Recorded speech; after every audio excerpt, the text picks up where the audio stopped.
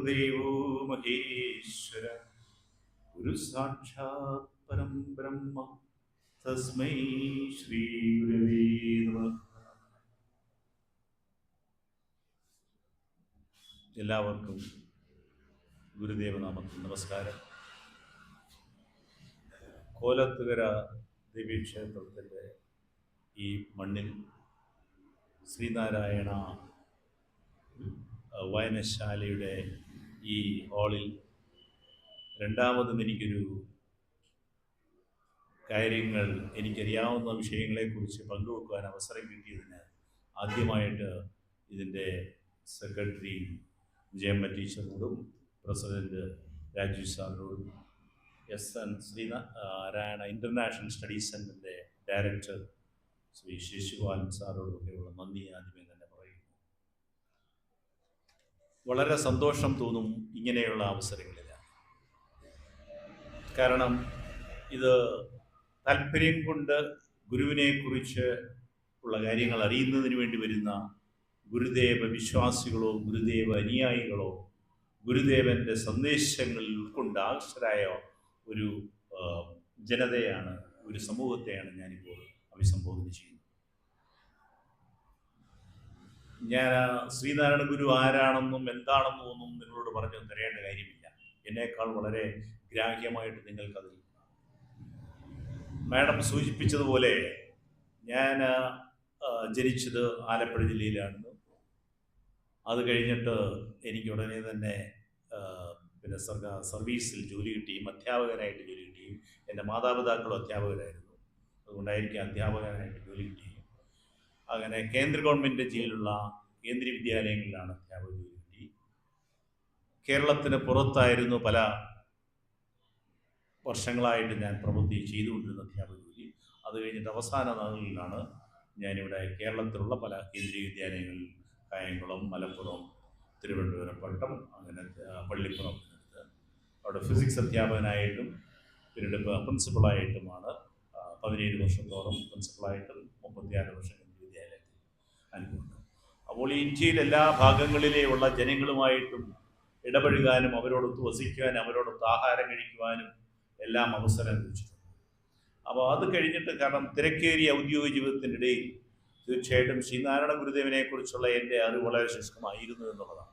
എന്നാൽ പിന്നീട് ഞാൻ 2020 റിട്ടയർ ചെയ്തതിന് ശേഷമാണ് ഗുരുവിൻ്റെ കൃതികളിലേക്ക് പഠിക്കണമെന്ന് അദമ്യമായ ആഗ്രഹം ഉണ്ടാകുകയും അങ്ങനെ നമ്മുടെ ചെമ്പഴന്തിയിൽ ഭാഗ്യവശാൽ ഞാൻ വിവാഹം ചെയ്തിരിക്കുന്ന എൻ്റെ ഭാര്യയും ചെമ്പഴന്തിക്ക് അടുത്തുള്ള അയിരൂപ്പാറയിൽ നിന്നായതുകൊണ്ട് എനിക്കും ഒരു നിയോഗമുണ്ടായത് ഇവിടെ തന്നെ തിരുവനന്തപുരത്തൊരു വീടുമൊക്കെ വെച്ച് താമസിക്കാനുള്ളതാണ്. എൻ്റെ മക്കളും എല്ലാം അങ്ങനെ ഇവിടെ നിന്ന് ഇരിക്കുകയാണ്. അപ്പോൾ ഈ ഒരു അവസരത്തിലാണ് ചെമ്പഴന്തിയിൽ ഗുരുവിൻ്റെ മേൽവാരം വീടുകളിൽ പോവുകയും അവിടെ ചെല്ലുമ്പോൾ തന്നെ നമ്മുടെ മനസ്സിലേക്കുണ്ടാകുന്ന ഒരു അനുഭൂതി, ഗുരു ആരാണെന്നുള്ളത് കൂടുതൽ ആഴത്തിൽ അറിയാൻ വേണ്ടിയാണ് ശ്രീനാരായണ പഠന കേന്ദ്രത്തിൽ ഗുരുവിനെക്കുറിച്ചുള്ള പഠന ക്ലാസ്സുകളിൽ ഞാൻ വിദ്യാർത്ഥിയായിട്ട് പങ്കെടുക്കുകയാണ്. അങ്ങനെ എടുത്തപ്പോഴാണ് പുസ്തകം എനിക്ക് എത്രയോ വർഷങ്ങൾ നഷ്ടപ്പെട്ടു എന്ന് തോന്നലായുണ്ടായത്. ഗുരുവിനെ ഇത്രയും കാലം എനിക്ക് ശരിയായിട്ട് അറിയാൻ കഴിഞ്ഞില്ലല്ലോ എന്ന്. അപ്പോൾ ഇങ്ങനെയൊരു ഗുരു തീർച്ചയായിട്ടും ശരിയാണ്, നമുക്ക് ശ്രീനാരായണ ഗുരുദേവൻ എന്ന് തന്നെ പറയേണ്ടി. വളരെ സന്തോഷം തോന്നുന്ന കാര്യം, ഈ കർക്കിടക മാസത്തിൽ ബാക്കി പലയിടത്തും പല വിധത്തിലുള്ള പുരാണ കൃതികളുടെ പാരായണം നടക്കുന്ന അവസരത്തിൽ ഈ കോലത്തുകരയിലെ ഈ ഹാളിൽ ഇവിടെ പ്രഭാഷണ പരമ്പരകളാണ് അല്ലേ. എല്ലാ ദിവസവും ഗുരുദേവൻ്റെ ഓരോ കൃതികളെക്കുറിച്ച് പഠിക്കുവാനും പഠിപ്പിക്കുകയും ഓരോരുത്തരും അവരവരുടേതായ രീതിയിൽ പ്രകടിപ്പിക്കുകയും അത് പങ്കുവെക്കുകയാണ്. അപ്പോൾ ഇങ്ങനെ ഒരു മഹനീയമായ വ്യത്യസ്തമായ ഒരു രീതി മറ്റ് എങ്ങും ഈ മാസങ്ങളിൽ കാണാറില്ലെന്നുള്ളതാണ്. പിന്നെ ഇന്നത്തെ ദിവസത്തിൻ്റെ പ്രത്യേകതയും എനിക്കതൊരു നിയോഗമായിട്ട് വന്നാണ്, ഒന്നും അറിഞ്ഞില്ല. ചതയം നക്ഷത്രമാണ് ഗുരുദേവൻ്റെ ചതയം ദിന. ഉത്സവത്തിൽ തന്നെ ഇങ്ങനെ ഒരു പ്രഭാഷണം നടത്തുവാൻ ശ്രമിച്ചു. കാരണം എൻ്റെയും ജന്മദിനം ഗുരുദേവൻ്റെ അതേ ചതയ ദിനം തന്നെയാണ്. അപ്പോൾ അതുകൊണ്ടൊരു ഇതായിട്ട് തോന്നിയിരിക്കുന്നു. വളരെ സന്തോഷമുണ്ട്. അപ്പോൾ ശ്രീനാരായണ ഗുരുദേവൻ്റെ ഇവിടുത്തെ ഞാൻ ആ പ്രഭാഷണങ്ങൾ നോക്കുമ്പോൾ എല്ലാം കൂടുതൽ പ്രഭാഷണങ്ങളിലെല്ലാം കാണുന്നത് ഗുരുദേവൻ്റെ കൃതികളെക്കുറിച്ചുള്ളതാണ്. പക്ഷെ ഗുരുദേവന്റെ കൃതികൾ എന്ന് പറയുമ്പം നമുക്കെല്ലാം തോന്നുന്നത് ഒരു ആത്മീയതയുടെ ഒരു രീതിയിലേക്കുള്ളതാണ്. എന്നാൽ ഗുരുദേവന്റെ ജീവചരിത്രം പഠിച്ചിട്ടുള്ള നമുക്കറിയാം ഗുരുദേവൻ എന്തിനു വേണ്ടിയാണ് നിലകൊണ്ടിരുന്നതെന്നും അദ്ദേഹത്തിന്റെ ജീവിതം മുഴുവൻ എന്തിനു വേണ്ടിയാണ് ഉപയോഗിച്ചത്. അപ്പോൾ അത്തരം കാര്യങ്ങളെക്കുറിച്ച് ഞാൻ കൂടുതൽ ഇവിടെ പ്രതിപാദിക്കാൻ ഉദ്ദേശിക്കുന്നില്ല. എന്നിരുന്നാലും ഗുരുവിൻ്റെ ആ ഒരു ഉൾക്കാഴ്ചയിൽ നിന്നുകൊണ്ട് മാത്രമേ എനിക്ക് ഈ വിഷയത്തിനെയും അഡ്രസ്സ് ചെയ്യാൻ കഴിയൂ. ശ്രീനാരായണ ഗുരുദേവന്റെ ലോകം മുഴുവൻ, അതായത് ജനിച്ചു കഴിഞ്ഞിട്ട് പഠന സമയങ്ങളിൽ തന്നെ പല പല സ്ഥലങ്ങളിൽ പഠനം നടത്തി. വളരെ സന്തോഷമുണ്ട്. ഞാൻ ജനിച്ച സ്ഥലമായ വാർണപ്പള്ളി എന്ന് പറയുന്ന ഗുരുദേവൻ പഠിച്ച സ്ഥലവും നമ്മുടെയും കുടുംബങ്ങൾ തമ്മിൽ ഒരു ബന്ധമൊക്കെ ഉള്ളതാണ്. വാർണപ്പള്ളി കുടുംബമായിട്ട് എൻ്റെ കുടുംബവും ഒക്കെ ബന്ധമുള്ളതാണ്. അപ്പോൾ അവിടാണ് ഗുരുദേവൻ പഠിച്ചത് തന്നെ. അപ്പോൾ അതിനുശേഷം ഗുരുദേവൻ്റെ ഇങ്ങനെ എന്തൊക്കെയും അവധൂതിയായിട്ട് ലോകം മുഴുവൻ ജനങ്ങളിലേക്ക് ഇറങ്ങിക്കഴിയുകയായിരുന്നു. അല്ലാതെ വെറുതെ പുസ്തകങ്ങളിലോ ഏതെങ്കിലും ഗുരുവിൽ നിന്നോ ഏതെങ്കിലും പഠിച്ചതല്ല. അനുഭവം ഗുരു എന്ന രീതിയിലായിരുന്നു ഗുരുദേവൻ ഓരോന്നും സ്വായത്തമാക്കിയത്. അങ്ങനെയാണ് പല പ്രദേശങ്ങളിൽ നടന്നു. എല്ലാ വിഭാഗം ജനങ്ങളുമായിട്ട് താമസിച്ചു, അവരുടെ ഭക്ഷണങ്ങൾ കഴിച്ചു, ജനത്തിനെ വ്യക്തമായിട്ട് തിരിച്ചറിഞ്ഞുകൊണ്ട് അവസാനം ഇതെന്താണ് ഈ എല്ലാ മനുഷ്യരിലും ഉണ്ടാകുന്ന സംശയങ്ങളാണ് അല്ലേ? എങ്ങനെയാണ് ഈ മനുഷ്യൻ സൃഷ്ടിക്കപ്പെട്ടത്, എങ്ങനെയാണ് ഈ ലോകം സൃഷ്ടിക്കപ്പെട്ടത്, എന്താണ് ഇതിൻ്റെ എല്ലാ അടിസ്ഥാന കാര്യങ്ങൾ എന്നുള്ള ഒരു ത്വര ചിന്ത, അത് കണ്ടെത്തുക, പരമമായ സത്യം എന്താണെന്നുള്ളത് കണ്ടെത്തുക. അങ്ങനെ ഗുരുദേവൻ അവിടെ മരുത്വാമലയിൽ പോയി തപസ്സനുഷ്ഠിച്ചു. അതിനുശേഷം ആത്മീയമായ ഒരു 10,000 ആഗ്നേയർ ഒന്നായി വരും, അതുപോലെ വരും വിവേകവൃത്തി എന്നാണ് ഗുരുദേവൻ പറഞ്ഞത്. അവിടെ നിന്ന് കിട്ടിയ 10,000 സൂര്യദേവന്മാർ ഒരുമിച്ച് വരുമ്പോൾ എന്ന പ്രകാശമാണ് ആർക്ക്? ഗുരുദേവനിൽ ഉണ്ടായത്. അതായത് ആത്മീയതയുടെ പരമമായ സത്യം കണ്ടെത്തി, അല്ലെങ്കിൽ ഈശ്വരനെ കണ്ടെത്തി എന്നൊക്കെ നമ്മൾ പറയും. അങ്ങനെ അത് കഴിഞ്ഞപ്പോഴാണ് ഗുരുദേവന് മനസ്സിലായി, എൻ്റെ ലക്ഷ്യം, എൻ്റെ പന്ഥാവെന്ന് പറയുന്നത് സാധാരണ സന്യാസിമാരെ പോലെ ഏതെങ്കിലും ഗുഹകളിലോ അല്ലെങ്കിൽ ഹിമാലയങ്ങളിലോ പോയി തപസ്സനുഷ്ഠിച്ച് മോക്ഷം നേടുക എന്നുള്ളതല്ല. മറിച്ച് എന്നോടൊപ്പം ഞാൻ കണ്ടു കഴിഞ്ഞ എൻ്റെ സുവാസികളായ ഈ മനുഷ്യര്, അവരുടെ പലതും ഗുരുദേവൻ കണ്ടു. അവരുടെ സുഖങ്ങളും ദുഃഖങ്ങളും, അവരുടെ പരിദേവനങ്ങളും ദാരിദ്ര്യവും സന്തോഷവും സമാധാനവും എല്ലാം ഗുരുദേവൻ അനുഭവിച്ചറിയാം. അവിടെ ഗുരുദേവൻ മനസ്സിലായി, ഈ ചുറ്റും നടക്കുന്ന ഈ മനുഷ്യർ അധിവസിക്കുന്ന ഇവിടെ ശരിയായ നീതി ഈ മനുഷ്യർക്ക് ലഭിക്കുന്നില്ല. അവർ അസമത്വത്തിൻ്റെ ഒരു കൂടാരമാണ് ഈ സമൂഹം എന്ന് ഗുരുദേവൻ മനസ്സിലാക്കി. ഇത് തെറ്റാണ്. എല്ലാ മനുഷ്യരും, ഈ ഭൂമിയിൽ ജനിക്കുന്ന എല്ലാ മനുഷ്യർക്കും ഈ ഭൂമിയുടെ ഈ വിഭവത്തിൻ്റെ എല്ലാ വിഭവങ്ങളിലും തുല്യ അവകാശമാണ് എന്നുള്ള ബോധമാണ് ഗുരുദേവനെയും നയിച്ചത്. അല്ലേ? നമ്മൾ ഒരു നിമിഷം ചിന്തിക്കുമ്പോൾ നമുക്ക് മനസ്സിലാകും, നമ്മൾ ആരെങ്കിലും പറഞ്ഞതിൻ്റെ അനുസരിച്ചല്ല ഈ ഭൂമിയിൽ നമ്മൾ ജനിച്ചാണ്. നമ്മുടെ ജന്മാവകാശമാണ് ഈ ഭൂമിയിലുള്ള എല്ലാ വിഭവങ്ങളും, ഈ പ്രകൃതികളെല്ലാം. അല്ലേ? മലയും പുഴയും കാടും വനവും ജീവജാലങ്ങളെല്ലാം എല്ലാ മനുഷ്യർക്കും ഒരുപോലെ അവകാശപ്പെട്ടതാണ്. അപ്പോൾ ആ ഒരു ബോധം, ആ ഒരു സമത്വ ബോധം, അടിസ്ഥാന തത്വം ഗുരുദേവൻ മനസ്സിലാക്കി. അങ്ങനെയാണ് മരുത്വാമലയിൽ തപസ്സിന് ശേഷം ഗുരുദേവൻ ഇവിടെ എത്തി അരുവിപ്പുറത്തു. അവിടെയും തപസ് ചെയ്യുകയും അവിടുത്തെ ജനങ്ങളുമായിട്ടപ്പോൾ ഗുരുദേവൻ വളരെ വ്യക്തമായിട്ട് അന്ന് പ്രത്യക്ഷമായിട്ടുള്ള ഈ അസമത്വത്തെ ഗുരുദേവൻ കണ്ടില്ല എന്ന് ധരിച്ചില്ല. ഒരുപറ്റം ജനിച്ച ജനങ്ങൾ എന്ത് ചെയ്യുന്നു? അവർ ദൈവം, കാരണം അന്നത്തെ വിശ്വാസം എന്താണെന്ന് പറഞ്ഞു കഴിഞ്ഞാൽ ദൈവത്തിൻ്റെ കാരുണ്യം കൊണ്ടാണ് എന്ത് ചെയ്യുന്നത്? എല്ലാവിധ സൗഭാഗ്യങ്ങളും നേടുന്നത്. ചുറ്റും ചില മനുഷ്യർ ഈ എല്ലാ വിഭവങ്ങളും എടുത്തുകൊണ്ട് പൂർണ്ണമായ സുഖലബ്ധിയിൽ കഴിയുന്നു, സൗഭാഗ്യങ്ങളുടെ കൊടിമുടികളിൽ വാഴുമ്പോൾ മറ്റൊരു കൂട്ടം ജനങ്ങൾ നിരന്തരമായി കർമ്മങ്ങൾ ചെയ്ത് അധ്വാനിച്ചുകൊണ്ട് നിരന്തരം ചെയ്യുകയും പക്ഷേ കഷ്ടപ്പാടിൻ്റെ പടുകുഴിയിലേക്ക് വീഴുകയുമായിരുന്നു. അവർക്കെന്നും ദുരിതങ്ങളും ദുഃഖങ്ങളും മാത്രം. അവർക്ക് തങ്ങളുടെ ദുരിതങ്ങളും ദുഃഖങ്ങളും ഒന്ന് മാറ്റിവെക്കുവാൻ വേണ്ടിയിട്ട് അവർ വിശ്വസിക്കുന്ന ഞങ്ങളുടെ ഭഗവാനോടൊന്ന് പ്രാർത്ഥിക്കുവാൻ പോലും അവസരം നിഷേധിച്ചത് കണ്ടപ്പോൾ ഗുരുദേവന്റെ കണ്ണിൽ നിന്ന് കണ്ണുനീരണിഞ്ഞു എന്നുള്ളതാണ് വാസ്തവം. അവർ വിചാരിക്കുന്നത് ഞങ്ങൾക്ക് ഒരുപാട് ക്ഷേത്രങ്ങൾ, ഇവിടെ ദൈവങ്ങൾ കുടികൊള്ളുന്ന ക്ഷേത്രങ്ങൾ അവർക്ക് ചുറ്റുമുണ്ട്. പക്ഷേ ഈ ക്ഷേത്രങ്ങളുടെ അടുത്തുകൂടി നടക്കാൻ പോലും നമുക്ക് അവകാശമില്ല. എന്തുകൊണ്ട്? നമ്മുടെ കുറ്റം കൊണ്ടല്ല. നമ്മൾ ജനിച്ചു വീണപ്പോൾ നമ്മളിൽ സമൂഹം ചാർത്തി തന്നു, അല്ലെ? വേർത്തൊരു ചാർത്തിയതാണ്. നീ ഇന്ന സമുദായത്തിൽ പിറന്നാണ്, അല്ലെങ്കിൽ ജാതിയിൽ പിറന്നതാണ്, അതുകൊണ്ട് നിനക്ക് ഈ ഭാഗങ്ങളിൽ കൂടെ നടക്കാൻ കഴിയില്ല, ക്ഷേത്രങ്ങളിൽ കയറാൻ പാടില്ല, ദൈവത്തിനെ പൂജിക്കാനും പ്രാർത്ഥിക്കാനും കഴിയില്ല. അങ്ങനെ നിങ്ങൾ എന്താണ്? ദുരിതങ്ങൾ നിരന്തരം അനുഭവിക്കേണ്ട മനുഷ്യജന്മമല്ലാത്ത ഒരു ജന്മം എന്ന രീതിയിലാണ് പെരുമാറിയതും പ്രവർത്തിച്ചത്. ഇത് ഗുരുവിന് മനസ്സിലായി, അല്ലെ? എല്ലാവരും ഒരേ മനുഷ്യരാണ്, എല്ലാ മനുഷ്യരും ഒരേ ഒരു ജാതിയിൽ പിറന്നതാണ് ഗുരു പറഞ്ഞത്, അല്ലെ? ഗുരുവിന്റെ പ്രധാനപ്പെട്ട ആദ്യത്തെ വാചകം നമ്മൾ എല്ലായിടത്തും എഴുതി വെക്കുന്നതാണ്: ഒരു ജാതി, ഒരു മതം, ഒരു ദൈവം, മനുഷ്യന്. മനുഷ്യൻ എന്ന് പറയുന്നത് എല്ലാ മനുഷ്യരും, ഈ കോലത്തുകരയിലുള്ള മനുഷ്യരും, അങ്ങാപ്പുറത്തുള്ള തമിഴ്നാട്ടിലെ മനുഷ്യരായാലും ശരി, ഹിമാലയത്തിലെ മനുഷ്യരായാലും ശരി, ബംഗ്ലാദേശിലെയായാലും പാകിസ്ഥാനിലെയായാലും ഉഗാണ്ടയിലെയായാലും ആഫ്രിക്കയിലെയായാലും അന്റാർട്ടിക്കയിലെയും മനുഷ്യരെല്ലാം ഒരൊറ്റ ജാതിയിൽ പിറന്നതാണ്. എത്ര മനോഹരമായ വിശാലമായ കാഴ്ചപ്പാടാണ് ഗുരുവിൻ്റെ, അല്ലെ? ഗുരു പറഞ്ഞ അതാണ് ഗുരു തൻ്റെ കൃതികളിൽ കൂടി 2 കൃതികൾ അത് വായിച്ചപ്പോഴാണ് എനിക്കും ശരിക്കും ഗുരു ആരാണെന്ന് മനസ്സിലായത്. ഗുരു എഴുതിയ 2 കൃതികളാണ്. എന്താണ്? ജാതി നിർണയവും ജാതി ലക്ഷണവും. നമുക്കെല്ലാം അറിയാവുന്നതാണ് ജാതി ലക്ഷണങ്ങൾ, അല്ലെ? അതായത് പൊതുവായ ഒരു മനുഷ്യനെ കണ്ടു കഴിഞ്ഞാൽ അവൻ മനുഷ്യനാണോ, അവൻ പശുവാണോ, പന്നിയാണോ, അല്ലെങ്കിൽ സിംഹമാണോ, കടുവയാണോ, പൂച്ചയാണോ, വൃക്ഷമാണോ, മാവാണോ, പ്ലാവാണോ എന്ന് തിരിച്ചറിയാൻ കഴിയുന്ന, അല്ലെ? അങ്ങനെ തിരിച്ചറിയാൻ കഴിയുന്നത് എന്താണ്? മനുഷ്യനെ തിരിച്ചറിയുക, അല്ലെ? ഏത് മനുഷ്യനെ നമ്മൾ കണ്ടാലും തിരിച്ചറിയും.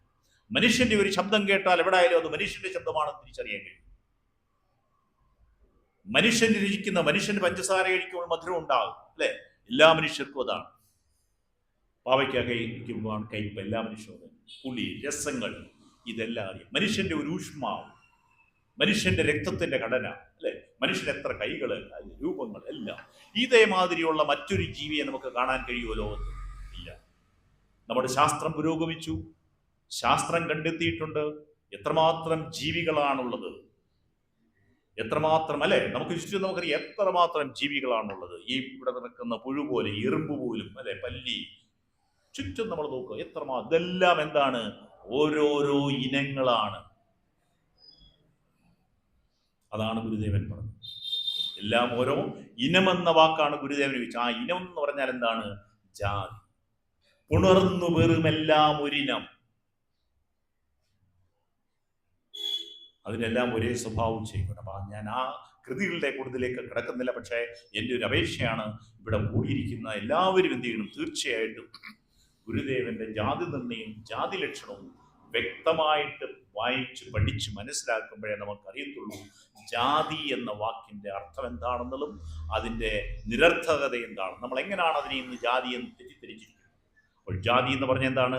ഒരു സ്പീഷീസാണ്. മനുഷ്യൻ എന്നൊരു ജാതി, പശു എന്നൊരു ജാതി, പോത്തെന്നൊരു ജാതി, അങ്ങനെ മാവെന്നൊരു ജാതി, പ്ലാവെന്നൊരു ജാതി, അങ്ങനെ അനവധി ജാതികളിൽ ഒരു ജാതി മാത്രമാണ് മനുഷ്യൻ.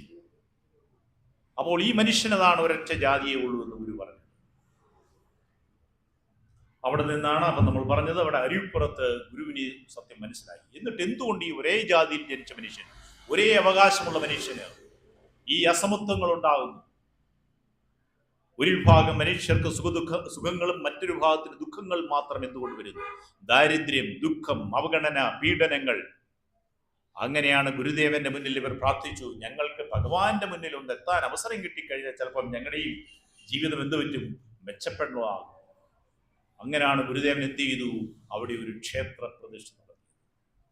അരുവിപ്പുറം ക്ഷേത്രപ്രദ ശിവപ്രതിഷ്ഠ 1888 ഗുരുദേവൻ നടത്തിയ ആ ശിവപ്രതിഷ്ഠ, അതാണ് യഥാർത്ഥത്തിൽ സാമൂഹ്യ നീതിക്ക് വേണ്ടിയും സാമൂഹ്യ സമത്വത്തിന് വേണ്ടിയും സമാധാനത്തിന് വേണ്ടിയുമുള്ള ആദ്യത്തെ കാൽവയ്പ്പാണ്.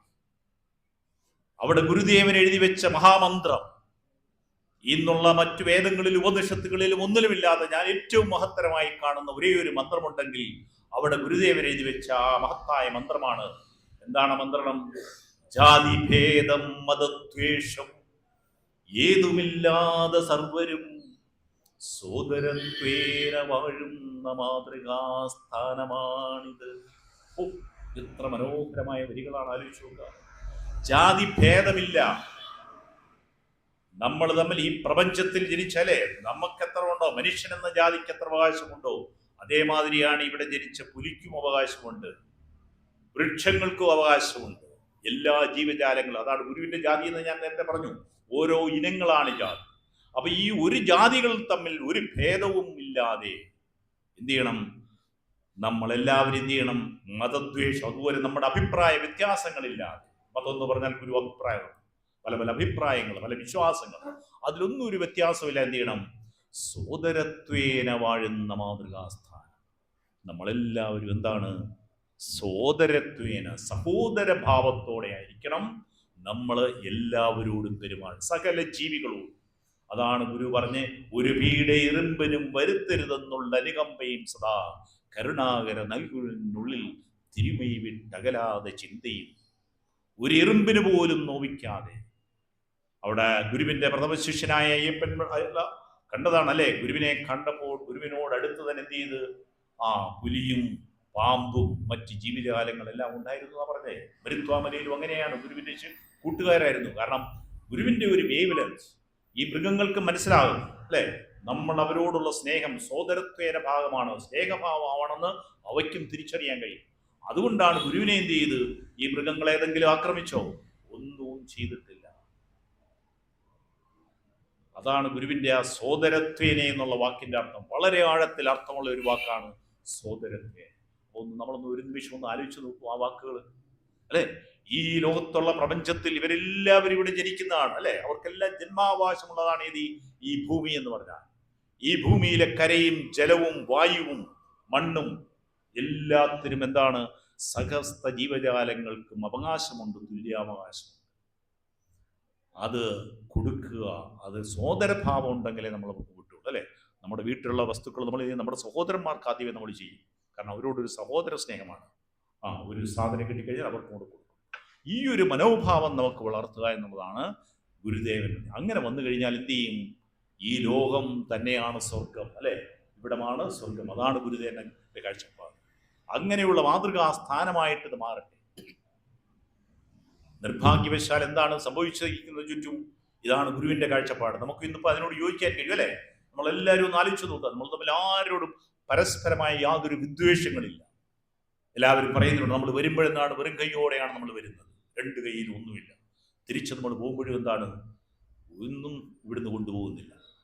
അപ്പോൾ ഇവിടെ ജീവിക്കുന്ന നമ്മുടെ വളരെ ചുരുക്കിയ ഒരു കാലം എന്ത് ചെയ്യണം, എല്ലാ മനുഷ്യർക്കും ജീവിക്കാനുള്ള അവകാശമുണ്ടെന്നും അവർക്കെല്ലാം സന്തോഷത്തോടെയും സമാധാനത്തോടെയും സാഹോദര്യത്തോടെയും ജീവിക്കാനുള്ള ഒരു അവസരവും സമൂഹത്തിനെയുമാണ് നമ്മൾ എന്ത് ചെയ്യേണ്ടത്, പ്രദാനം ചെയ്യേണ്ടത്, സൃഷ്ടിക്കേണ്ടത്. അങ്ങനെ വന്നു കഴിഞ്ഞാൽ ഈ ലോകം ഇവിടം തന്നെയാണ് സ്വർഗം. വേറെ മറ്റൊരു സ്വർഗമുണ്ടോ? ഒരു സ്വർഗവുമില്ല. ഇവിടം തന്നെയാണ് സ്വർഗം. നമ്മളാണ് പലപ്പോഴും എന്ത് ചെയ്യുന്നത്, നമ്മളതിനെ നരകമാറ്റി മാറ്റുന്നതിന്റെ കാരണം.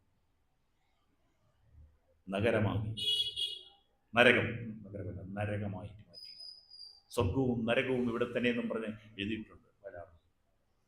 അപ്പോൾ നമുക്കതിനെ സ്വർഗമാക്കണമെങ്കിൽ ആരുടെ പാത പിന്തുടർന്നാൽ മതി? ഗുരുദേവന്റെ പാത മാത്രം നമ്മൾ പിന്തുടർന്നാൽ മതി. അതുകൊണ്ടാണ് ഗുരുദേവന്റെ സന്ദേശങ്ങൾക്ക് നാൾക്ക് നാൾ കഴിയും തോറും പ്രസക്തി കൂടിക്കൊണ്ടിരിക്കുക. അതുകൊണ്ട് ശ്രീനാരായണ ഗുരുദേവൻ എന്ന് പറഞ്ഞാൽ ഏതാണ്? ഏതെങ്കിലും ഇവിടെ കേരളത്തിന്റെ ഒരു ഗുരുവാണോ? അല്ലെങ്കിൽ ശ്രീനാരായണ ഗുരുദേവൻ ജനിച്ച എന്ന് പറഞ്ഞ സമുദായത്തിന്റെ ഗുരുവാണോ? അല്ല.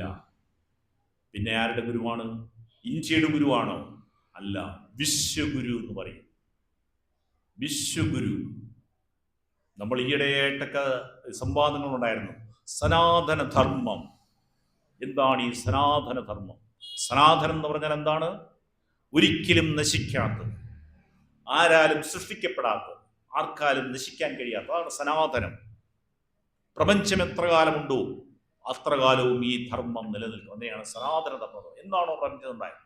അപ്പോൾ ഗുരുദേവൻ എഴുതിയ ഈ ജാതിഭേദം മതദ്വേഷം ഏതുമില്ലാതെ സർവരും സോദരത്വേന വാഴുന്ന മാതൃകാ സ്ഥാനമാണിത്, അല്ലെങ്കിൽ സ്ഥാനമാണിത് എന്നുള്ളതാണ് ഞാൻ കാണുന്ന സനാതന ധർമ്മം. കാരണം ഈ ഒരു ധർമ്മം അല്ലെ, ഈ ഭൂമി ഉണ്ടായി, ആദ്യത്തെ ജീവിജാലങ്ങൾ ഉണ്ടായി, ഈ പ്രപഞ്ചം അവസാനിക്കുന്ന കാലം വരെയും ഈ ഒരു ധർമ്മം എല്ലാ ജീവജാലങ്ങളും അനുഷ്ഠിക്കുകയാണെങ്കിൽ എന്ത് ചെയ്യും? ഈ ഭൂമിയും പ്രപഞ്ചവും ഇതേപടി നിലനിൽന്നിരിക്കും. നമ്മൾ ഒരു വശത്ത് ഗുരു അല്ലെ, നമ്മൾ പ്രകൃതി സംരക്ഷണം എന്ന് പറയുന്നു, വൃക്ഷ തൈകൾ നടുന്നു, വൃക്ഷങ്ങൾ വേണം, സമസ്ത ജീവജാലങ്ങൾ വേണം, ഒരു വംശത്തിനെയും നമ്മൾ നശിപ്പിക്കാൻ പാടില്ല. അപ്പൊ ആ രീതിയിൽ എടുക്കുമ്പോൾ അതാണ്, അതുകൊണ്ട് നമുക്ക് പറയാൻ പറ്റുന്നത് ഞാൻ കാണുന്ന സനാതന ധർമ്മം. ധർമ്മം എന്ന് പറഞ്ഞാൽ നമ്മൾ ചെയ്യേണ്ട, അനുഷ്ഠിക്കേണ്ട ഒരു പ്രവൃത്തി, അതാണിത് ഗുരുദേവന്റെ. അപ്പൊ ആ ഒരു സനാതന ധർമ്മത്തിന്റെ അടിസ്ഥാനം എന്താണ്? എന്തുകൊണ്ടാണ് ഗുരുദേവൻ ഇത് എഴുതിയിരിക്കുന്നത്? കാരണം ഗുരുദേവൻ കണ്ടു ഭേദചിന്ത. അവിടെയാണ് നമ്മൾ ശ്രദ്ധിക്കേണ്ടത്. ഗുരുദേവൻ എഴുതിയ ഓരോ വാക്കുകൾക്കും വളരെയധികം അർത്ഥമാണ്. ജാതി ഭേദം എന്നാണ് ഗുരുദേവൻ എഴുതിയത്. നമ്മൾ അത് കണ്ടിടം, നമ്മൾ തമ്മിൽ ഒരു ഭേദവുമില്ല. എന്നാൽ ഈ എന്താണെന്ന് അന്നത്തെ ഒരു വ്യവസ്ഥ, നമ്മുടെ ആളുകളുടെ ഇപ്പോഴും ധരിച്ചു വെച്ചിരിക്കുന്ന വ്യവസ്ഥ എന്താണ്?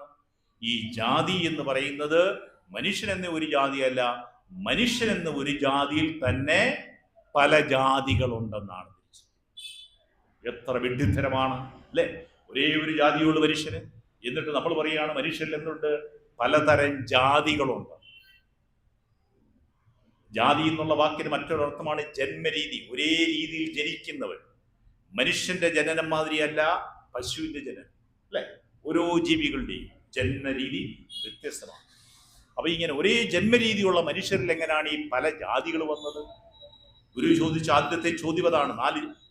അന്ന് നിലനിന്നിരുന്ന ഒരു വ്യവസ്ഥയുണ്ടായിരുന്നു, അതിനെ ചാതുർവർണ്ണ വ്യവസ്ഥ എന്ന് പറയുന്നു. അത് 4 വർണ്ണത്തിൽ ഉള്ള മനുഷ്യർ ജാതികളുണ്ടെന്ന് പറഞ്ഞു. 4 തരം ജാതികളുണ്ട്. അവർക്ക് പ്രത്യേക പേരുകളും കൊടുത്തിരുന്നു. ബ്രാഹ്മണർ, ക്ഷത്രിയർ, വൈശ്യർ, ശൂദ്രർ അല്ലെ? നമ്മളിപ്പോ ഒന്ന് ആലോചിക്കുമ്പോൾ അത് എത്ര ശരിയാണോ? അല്ല ശാസ്ത്രീയത എന്തെങ്കിലും ഉള്ളൂ? തികച്ചും തെറ്റായിട്ടുള്ള ഒരു സങ്കല്പമാണ് ബ്രാഹ്മണൻ. പക്ഷെ അവർക്കതിന് അന്നിത് സൃഷ്ടിച്ചവർക്ക്, ചാതുർവർണ്ണ വ്യവസ്ഥ സൃഷ്ടിച്ചവർ എന്ത് ചെയ്തു? അതിനൊരു കാരണവും അവർ നൽകി എന്താണ്? ഇത് സാക്ഷാൽ ഭഗവാന്റെ അല്ലെങ്കിൽ വിരാട് പുരുഷന്റെ അല്ലെങ്കിൽ ബ്രഹ്മാവിന്റെ തലയിൽ നിന്ന് ജനിച്ചവരാണ് ബ്രാഹ്മണരെന്നും, ഭുജങ്ങളിൽ ജനിച്ചവർ ക്ഷത്രിയരും, തോളിൽ നിന്ന് ജനിച്ചവർ വൈശ്യരും, പാദത്തിൽ നിന്ന് ജനിച്ചവരാണ് ശൂദ്രരെന്നും. അപ്പൊ ഇത്രയും പേര് മാത്രമേ എന്തുള്ളൂ? മനുഷ്യരായിട്ടുള്ളൂവെന്നും. ഇങ്ങനെ ഈ 4 രീതിയിൽ ജനിക്കാത്ത ഒരുത്തരും തന്നെ എന്താണ്? മനുഷ്യരല്ല. അവരെല്ലാം നികൃഷ്ട ജീവികളാണ്, അധകൃതരാണ്, ചണ്ടാളരാണ്. അവരെ എന്ത് ചെയ്യണം? കാണുന്നത് പോലും ദൃഷ്ടിക്ക് പോലും അരോചകമായിരിക്കും. ആർക്ക്? അപ്പൊ അവരുടെ ഈ സങ്കല്പത്തിൽ എന്താണ്?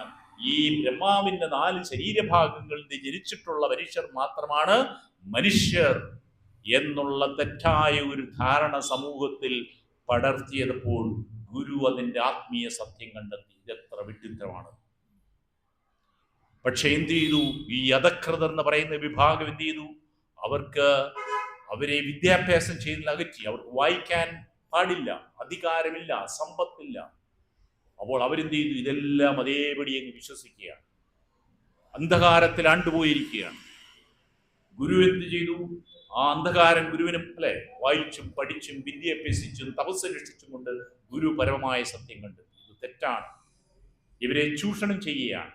ഈ അന്ധകാരത്തിൽ വസിക്കുന്ന ഒരു വിഭാഗം ജനങ്ങളെ ഇവർ ചൂഷണം ചെയ്യുകയാണ്. അതുകൊണ്ടാണ് ഈ വലിയൊരു വിഭാഗം ജനങ്ങൾക്ക് ദുരിതങ്ങൾ അനുഭവിക്കുന്നത്. അവർക്കറിയില്ല. അതിനുവേണ്ടിയാണ് അവിടെ പ്രതിഷ്ഠ നടത്തിയപ്പോൾ അവരുടെ ഒരു ആത്മവിശ്വാസം വർദ്ധിക്കാൻ വേണ്ടിയാണ് യഥാർത്ഥത്തിൽ ഗുരുദേവൻ ഈ ക്ഷേത്ര പ്രതിഷ്ഠകൾ നടത്തി. പക്ഷേ ഗുരുദേവൻ ആ ക്ഷേത്ര പ്രതിഷ്ഠകൾ നടത്തി അവിടെ പൂജയൊക്കെ ചെയ്യാനാണോ പറഞ്ഞിരുന്നത്? അല്ല. അന്ന് ഈ അജ്ഞതയിലാണ്ട് കിടന്ന ഈ സമൂഹത്തിന് എന്ത് ചെയ്തു? പലവിധത്തിലുള്ള തെറ്റിദ്ധാരണകളായി. അവർക്ക് ദൈവം എന്നുള്ള സങ്കല്പം തന്നെ, എന്താണ് ദൈവം എന്നറിയാം. അവർക്ക് ഭയം കൊണ്ടാണ് അവരിൽ ദൈവം ഉണ്ടായത് അല്ലേ? ഇടിമിന്നലുണ്ടാകുന്നു, കനത്ത പേമാരി പെയ്യുന്നു, വരൾച്ച ഉണ്ടാകുന്നു. ഇതെല്ലാം എന്തുകൊണ്ടാണ്? ദൈവകോപം കൊണ്ടാണെന്നാണ് വിധിക്കുന്നത്. ദൈവം പ്രസാദിക്കുന്നില്ല, അതുകൊണ്ടാണെന്നുള്ളതാണ് പ്രകൃതിയിലുണ്ടാകുന്ന ദുരന്തം. അപ്പോൾ ആ ദൈവത്തിനെ പക്ഷെ നമുക്ക് പ്രാപിക്കാൻ എന്ത് ചെയ്യണം? ക്ഷേത്രങ്ങളിലും ഒന്നും പോകണം. അവിടെ ഒന്നും നമുക്ക് സാധ്യമല്ല. അതുകൊണ്ട് നമുക്ക് എന്ത് ചെയ്യും? നമ്മുടെ ജനനം മരണം വരെയും ദുരിതക്കയത്തിൽ ആണ്ടെടുക്കാൻ വിധിക്കപ്പെട്ടവരാണെന്നുള്ള തെറ്റായ ധാരണയായിരുന്നു ഈ സമൂഹത്തിലുണ്ടായത്. ഇത് ഗുരുദേവൻ മനസ്സിലാക്കി. അപ്പോൾ അവർക്ക് ആദ്യമേ ഒരു ആത്മവിശ്വാസം കൊടുക്കുവാൻ വേണ്ടിയാണ് എന്ത് ചെയ്ത്? ഗുരുദേവൻ ക്ഷേത്രങ്ങൾ പിന്നീട് പ്രതിഷ്ഠിച്ചത്. അവിടെ ചെല്ലുമ്പം ശരി, ഭഗവാനുമായിട്ട് നിങ്ങളും സംസാരിച്ചു, അല്ലെങ്കിൽ നിങ്ങളിതാ പ്രാർത്ഥിച്ചു കഴിഞ്ഞു, അപ്പം നിങ്ങൾക്കും ഇനി ദുരിതങ്ങൾ മാറും എന്നുള്ള ഒരു ബോധം. അങ്ങനെയാണ് ഗുരു ധാരാളം പ്രതിഷ്ഠകൾ അല്ലേ, 66 ക്ഷേത്രങ്ങൾ ഗുരുദേവൻ. അവസാനം കളവങ്കോട് കണ്ണാടി പ്രതിഷ്ഠയുണ്ട്. അതിനെക്കുറിച്ചൊക്കെ നമ്മൾ പഠിക്കണം, ഓരോ പ്രതിഷ്ഠയിലെയും ലക്ഷ്യങ്ങൾ എന്താണ്. എന്നിട്ട് അവസാനം ഗുരു പറഞ്ഞു, ഇനി നമുക്ക് എന്താ വേണ്ടത്? ക്ഷേത്രങ്ങളല്ല, മറിച്ച് വിദ്യാലയങ്ങളാണ് വേണ്ടത്. വിദ്യാലയങ്ങളെയാണ് നമ്മൾ ക്ഷേത്രങ്ങളാക്കി മാറ്റുന്നത്. ഗുരുദേവന്റെ ക്ഷേത്ര സങ്കല്പം തന്നെ വിദ്യാലയങ്ങൾ എന്നുള്ളത്. ഗുരുദേവന്റെ വെറും ഒരു ക്ഷേത്രമല്ല, ഒരു ശ്രീകോവിലല്ല. അടച്ച ഇരുട്ടുമുറിയിലെ ശ്രീകോവിലിനെ കുറിച്ചൊക്കെ ഗുരുദേവൻ വളരെയധികം വിമർശിക്കുമായിരുന്നു. കാറ്റും വെളിച്ചവും കിട്ടാത്ത ശ്രീകോവിലുകളല്ല നമുക്ക് വേണ്ടത്. വെളിച്ചവും വായുവും എല്ലാം കയറുന്ന, എല്ലാവർക്കും വന്നിരിക്കാവുന്ന, സുഗന്ധം പരത്തുന്ന, ശുദ്ധതയുടെ അല്ലെ പൂന്തോട്ടമുള്ള, വിദ്യ വർദ്ധിപ്പിക്കാനുള്ള വായനശാലകളുള്ള, പ്രഭാഷണങ്ങൾ നടത്താനുള്ള ഹാളുകളുള്ള വിശാലമായ പ്രദേശത്തിനെയാണ് ഇത് ഗുരുദേവന്റെ ക്ഷേത്ര സങ്കല്പം. അപ്പോൾ ആ ക്ഷേത്ര സങ്കല്പത്തിലേക്കാണ് എല്ലാവരും ആകർഷകരാകണം. അവിടെ നിന്ന് കൂടുതൽ അറിവുകൾ നേടുക, അവർ ഉപയോഗിക്കുക. അങ്ങനെയാണ് ഗുരുദേവൻ നൽകിയ മാറ്റം എന്താണ്? വിദ്യ കൊണ്ട് പ്രബുദ്ധരാകുക. വിദ്യ കൊണ്ട് പ്രബുദ്ധരാകുക. അപ്പോൾ ആ വിദ്യക്കാണ് പിന്നീട് ഗുരുദേവൻ കൊടുത്തത്. അതാണ് ഗുരുദേവന്റെ ഒരു സങ്കല്പം. ഞാൻ അതിലേക്കും കൂടെ ജസ്റ്റ് ഒന്ന് സൂചിപ്പിക്കുന്നുള്ളൂ. ഗുരുദേവന്റെ മറ്റൊരു ഏറ്റവും മനോഹരമായ ഒരു സന്ദേശമാണ് നമ്മൾ നേരത്തെ ഞാൻ പറഞ്ഞത്. ഒരു ജാതി, ഒരു മതം, ഒരു ദൈവം, മനുഷ്യൻ. അപ്പൊ ഈ ജാതി എന്ന് പറഞ്ഞാൽ മനസ്സിലായല്ലോ, ആർക്കും സംശയമില്ലല്ലോ. നമ്മളെല്ലാം മനുഷ്യനും ഒരൊറ്റ ജാതിയാണ്. ഇനി മതം, മതം എന്ന് പറഞ്ഞാൽ എന്താണ്? ഗുരുദേവൻ അഭിപ്രായം. എൻ്റെ മതം ആണ് ഞാൻ ഈ പറയുന്നത്. നിങ്ങളുടെ അഭിപ്രായം, ഓരോരുത്തർക്കും ഓരോ മതവും. അത് ഗുരുദേവന്റെ ആത്മോപദേശ ശതകത്തിൽ ഗുരുദേവൻ വർണ്ണിച്ചിട്ടുണ്ട്. എന്താണ് മതം എന്നുള്ളത് വളരെ വ്യക്തമാണ്. അഖിലരും ആത്മസുഖത്തിനായി അതിപ്രയത്നം സകലവും ഇങ്ങ് സദാവി ചെയ്തിരുന്നു. ജഗതിയിൽ ഇമ്മതമേകമെന്ന് ചിന്തിച്ച് അഖമണയാതകതാരമേണം. ആലോചിച്ചു നോക്കൂ, എത്ര സുന്ദരം. ഗുരു പറയുന്നത് എല്ലാ മനുഷ്യരുടെയും മതം എന്താണ്? ആത്മസുഖം കിട്ടുക എന്നുള്ളതാണ്. നമ്മൾ ഒരു നിമിഷം ഒന്ന് ആലോചിച്ചു നോക്കും അല്ലേ? ഞാൻ ഇവിടെ വന്ന് ഈ പ്രഭാഷണം ചെയ്യുമ്പോൾ എന്താണ് കിട്ടുന്നത്? എനിക്കൊരു ആത്മസുഖമാണ്. നിങ്ങൾ ഇവിടെ നിന്ന് കേൾക്കുമ്പോൾ നിങ്ങൾക്കും എന്താണ് കിട്ടുന്നത്? ഒരു ആത്മസുഖമാണ്. നമ്മൾ വീട്ടിൽ ഭക്ഷണം പാചകം ചെയ്യുമ്പോൾ നമുക്ക് എന്താണ്? ഒരു ആത്മസുഖമാണ് അല്ലേ? മക്കൾക്കും എല്ലാവർക്കും വിളമ്പിക്കൊടുക്കുമ്പോൾ കിട്ടുന്നതാണ് ഒരു ആത്മസുഖമാണ്. നമ്മളൊരു തൊഴിൽ ഏർപ്പെടുമ്പോൾ നമുക്ക് എന്തിനാണ്? ഒരു ആത്മസുഖം കിട്ടിയാണ്. അപ്പോൾ നമ്മൾ ചെയ്യുന്ന പ്രവൃത്തികളെ നമ്മൾ സൂക്ഷ്മമായിട്ട് പരിശോധിച്ചു കഴിഞ്ഞാൽ നമ്മളെല്ലാവരും ചെയ്യുന്ന പ്രവൃത്തി എന്താണ്? ആത്മസുഖമാണ്. അപ്പൊ നമ്മുടെ മതം എന്താണ്? നമ്മുടെ അഭിപ്രായം എന്താണെന്ന് ചോദിച്ചാൽ, എനിക്ക് ജീവിതകാലം മുഴുവൻ എന്ത് വേണം? ആത്മസുഖം വേണം. അതാണ് ഗുരുദേവന്റെ ദൈവദർശനം പ്രാർത്ഥനയും അവസാനം പറയുന്നത്, ആഴണം വാഴണം വാഴണം സുഖം, ദൈവമേ സുഖം തരിക. അപ്പൊ ഇതാണ് എല്ലാ മനുഷ്യന്റെയും മതം അല്ലെ? നമ്മൾ ഇവിടുത്തെ കോലത്തുകര മനുഷ്യരായാലും ശരി, അപ്പുറത്ത് തമിഴ്നാട്ടിൽ മനുഷ്യരായാലും ശരി, ആഫ്രിക്കയിൽ മനുഷ്യരായാലും ശരി, നൈജീരിയയിൽ മനുഷ്യരായാലും ഏതൊരു മനുഷ്യരോടും ചോദിച്ചു കഴിഞ്ഞാൽ അവർ പറയും അവരുടെ മതം എന്താണ്? ആത്മസുഖമാണ്. നമ്മുടെ മുഖ്യമന്ത്രി ആയാലും ശരി, പ്രധാനമന്ത്രി ആയാലും ശരി, അവർ സ്ഥാനത്തിരിക്കുന്നതിന് വേണ്ടി അവർക്കൊരു ആത്മസുഖത്തിന് വേണ്ടിയാണ്. അപ്പൊ ഇതല്ലേ മതം? ഇതാണ് ഗുരുദേവൻ പറഞ്ഞ ഒരേ ഒരു മതം മനുഷ്യൻ. അപ്പോൾ എല്ലാ ലോകത്തുള്ള എല്ലാ മനുഷ്യർക്കും പല മതങ്ങളുണ്ടോ? ഒരേ ഒരു മതമേ ഉള്ളൂ. ഗുരുദേവൻ ആ മതത്തിനോടുകൂടി ഒരു വാക്കും കൂടെ ആത്മോപദേശത്തിൽ മറ്റൊന്ന്, അവനിവനെന്നറിയുന്നതൊക്കെ ഓർത്താൽ അവനിൽ ആദിമമായ ഒരു ആത്മരൂപം, അവനവൻ ആത്മസുഖത്തിനാചരിക്കുന്നവ അവരന്റെ സുഖത്തിനായി വരേണം. എന്ത് മനോഹരമാണ് അല്ലേ? നമ്മളീ പറയുന്ന അവനെന്നും ഇവനെന്നും ഞാനെന്നും നീയെന്നും ഒക്കെയുള്ള ചിന്ത എന്തുകൊണ്ടാവുന്നേ? നമ്മൾ അപരത്വം കാണുകയാണ്, മറ്റൊരുത്തൻ അപരനാണെന്ന് കാണുന്നതുകൊണ്ടാണ്. നേരത്തെ ഞാൻ പറഞ്ഞു അല്ലെ, ഗുരു പറഞ്ഞ എല്ലാവരെയും സോദരഭാവത്തോടെ കാണണമെന്ന്. അപ്പോൾ ഗുരു അതുകൊണ്ടാണ് പറയുന്നത് നമ്മൾ ആത്മസുഖത്തിന് ചെയ്യുന്നത്. പക്ഷേ നമ്മുടെ സുഖം എന്ത് ചെയ്യണം? അവനവൻ ആത്മസുഖത്തിന് ആചരിക്കുന്നവ അവരന്റെ സുഖത്തിനായി കൂടെ വരേണം. നിങ്ങൾ അവരനെന്ന് കരുതുന്ന നിങ്ങളുടെ സഹോദരന്റെ സുഖത്തിനും കൂടെ നിങ്ങൾ ചെയ്യുക എന്നാണ്. നമ്മൾ സ്വാതന്ത്ര്യത്തെക്കുറിച്ച് പറയാം. എനിക്കിവിടെ നിന്നുകൊണ്ട് ഈ കൈകൾ എങ്ങനെ വേണമെങ്കിലും എടുക്കാനുള്ള സ്വാതന്ത്ര്യമുണ്ട്. പക്ഷേ ഇവിടെ മൈക്കിരിക്കുമ്പോൾ എനിക്ക് പറ്റുമോ? വേറൊരാൾ ഇവിടെ നിൽപ്പുണ്ടെങ്കിൽ എനിക്ക് പറ്റുമോ? അയാളുടെ അത് പറയും, നമ്മൾ പറയും your freedom of movement restricted to the tip of the nose of the other one. അടുത്ത് നിൽക്കുന്നവന്റെ മൂക്കിന്റെ അറ്റം വരെ നമുക്ക് കൈ ഉയർത്താനുള്ള സ്വാതന്ത്ര്യമുണ്ട്. അപ്പോൾ നമ്മൾ അപരന്റെ സുഖത്തിനു കൂടി ചെയ്തു കഴിഞ്ഞാൽ പിന്നെ ഈ ലോകത്ത് ചെയ്യുന്ന പ്രവൃത്തിയിൽ ഏതെങ്കിലും ശണ്ഠകളോ വഴക്കുകളോ കലഹങ്ങളോ ഉണ്ടാകുമോ? ഒരിക്കലും ഉണ്ടാകാൻ പോകുന്നില്ല. അവിടെ എല്ലാം നമ്മൾ എന്ത് ചെയ്യും? സോദരഭാവത്തോട്. അപ്പോൾ ഇതാണ് ഗുരുദേവൻ പറഞ്ഞ മതം. ഈ മതമല്ലേ ഏറ്റവും നല്ല മതം? ഇതിനേക്കാൾ മോശമായ അല്ലെ മെച്ചപ്പെട്ട മറ്റേതെങ്കിലും ഒരു മതമുണ്ടോ? ഒരു മതവും ഇല്ല. ഇതാണ് മതം. എല്ലാ മനുഷ്യർക്കും ഒരു മതം, എല്ലാം ഒരൊറ്റ മതമാണ്, ഒരഭിപ്രായമാണ്. ആത്മസുഖം നേടുക, അവരൻ്റെ സുഖത്തിന് വേണ്ടി കൂടി പ്രയത്നിക്കുക. ഇനി ദൈവം എന്താണ്? ദൈവം എന്ന് ഗുരു വളരെ വ്യക്തമായിട്ട് പറഞ്ഞിട്ടുള്ളതല്ല. ഗുരു ഒരു കൃതി തന്നെ അതിനെക്കുറിച്ച് യഥാർത്ഥത്തിൽ ഗുരു എന്ന് പറയുന്നതാണ് നമ്മുടെ രാജലക്ഷ്മിയുടെയൊക്കെ ഒരു ഗ്രൂപ്പിന്റെ പേര് തന്നെയാണ് അറിവാണീശ്വരൻ, അല്ലെ? അറിവ് നേടുക, അറിവാണീശ്വരൻ എന്നാ പറഞ്ഞത്. അതാണ് ദൈവം. ആ പരമമായ അറിവ് നമുക്കറിയാം. നമുക്ക് ഓരോ കാര്യങ്ങൾ ചെയ്യുമ്പോഴാണ് ഇപ്പം എനിക്ക് എന്താണ് കുട്ടികളെ പഠിപ്പിക്കുന്നതിന് എനിക്ക് കുറെ കാര്യങ്ങളെ കുറിച്ച് അറിവുണ്ടാകണം. അപ്പോൾ ആ അറിവ് ഞാൻ പഠിപ്പിച്ചു കഴിയുമ്പോൾ എനിക്കതുകൊണ്ട് പ്രയോജനം കിട്ടുന്നു, എനിക്ക് കിട്ടുന്നു, അല്ലേ? ഒരു സൈക്കിൾ റിപ്പയർ ചെയ്യുന്ന സൈക്കിൾ ഷോപ്പുകാരൻ, അവന് നല്ല അറിവാണ് സൈക്കിൾ ഷോപ്പ് എങ്ങനെ റിപ്പയർ ചെയ്യണമെന്ന്. ആ അറിവാണ് അവന്റെ ദൈവം. അവന് അന്നം കൊടുക്കുന്നത്, അല്ലേ? വിശന്നിരിക്കുന്ന ഒരുവന്റെ മുന്നിലേക്ക് ആദ്യമേ അവന്റെ ദൈവം ആരാണ്? അടുത്തിരിക്കുന്ന ക്ഷേത്രത്തിലെ ശ്രീകോവിലിലെ ഏതെങ്കിലും പ്രതിമയാണോ? അല്ല, മറിച്ച് അവന് ഭക്ഷണം കൊടുക്കുന്നവനാണ് അവന്റെ ദൈവം, അല്ലേ? വിശന്നിരിക്കുന്ന ഒരുവന്റെ മുന്നിലേക്ക് നമ്മളൊരു ഭക്ഷണം കൊടുക്കുന്നു, അവന്റെ വിശപ്പ് മാറ്റി അവൻ പറയും, അവൻ കൈയോട് കൂർപ്പിച്ചു പറയും, എൻ്റെ മുന്നിൽ ദൈവം വന്ന് എനിക്ക് ഭക്ഷണം തന്നിരിക്കുന്നു. അപ്പോൾ നമ്മൾ ചെയ്യുന്ന ഓരോ പ്രവൃത്തികളിലും നമ്മൾ നോക്കുമ്പോൾ എന്താണ്? നമുക്ക് അറിവുണ്ടെങ്കിൽ നമ്മൾ ആ പ്രവൃത്തി മനോഹരമാക്കാൻ പറ്റും. ആ അറിവിൽ നിന്നാണ് നമ്മൾ നമ്മുടെ അന്നം ഭക്ഷിക്കുന്നത്, അല്ലെ? നമ്മൾ ഓരോ തൊഴിൽ ചെയ്യുമ്പോഴും നമുക്ക് ഇതിനു വേണ്ടിയാണ് നമുക്ക് സുഖമായി ജീവിക്കാൻ, നമുക്ക് ഭക്ഷണം കിട്ടുവാൻ. അപ്പൊ അതല്ലേ ദൈവം? അപ്പൊ അറിവ് നേടുക, അതാണ് ഗുരു പറഞ്ഞത്, അല്ലേ? വിദ്യ നേടുവാൻ.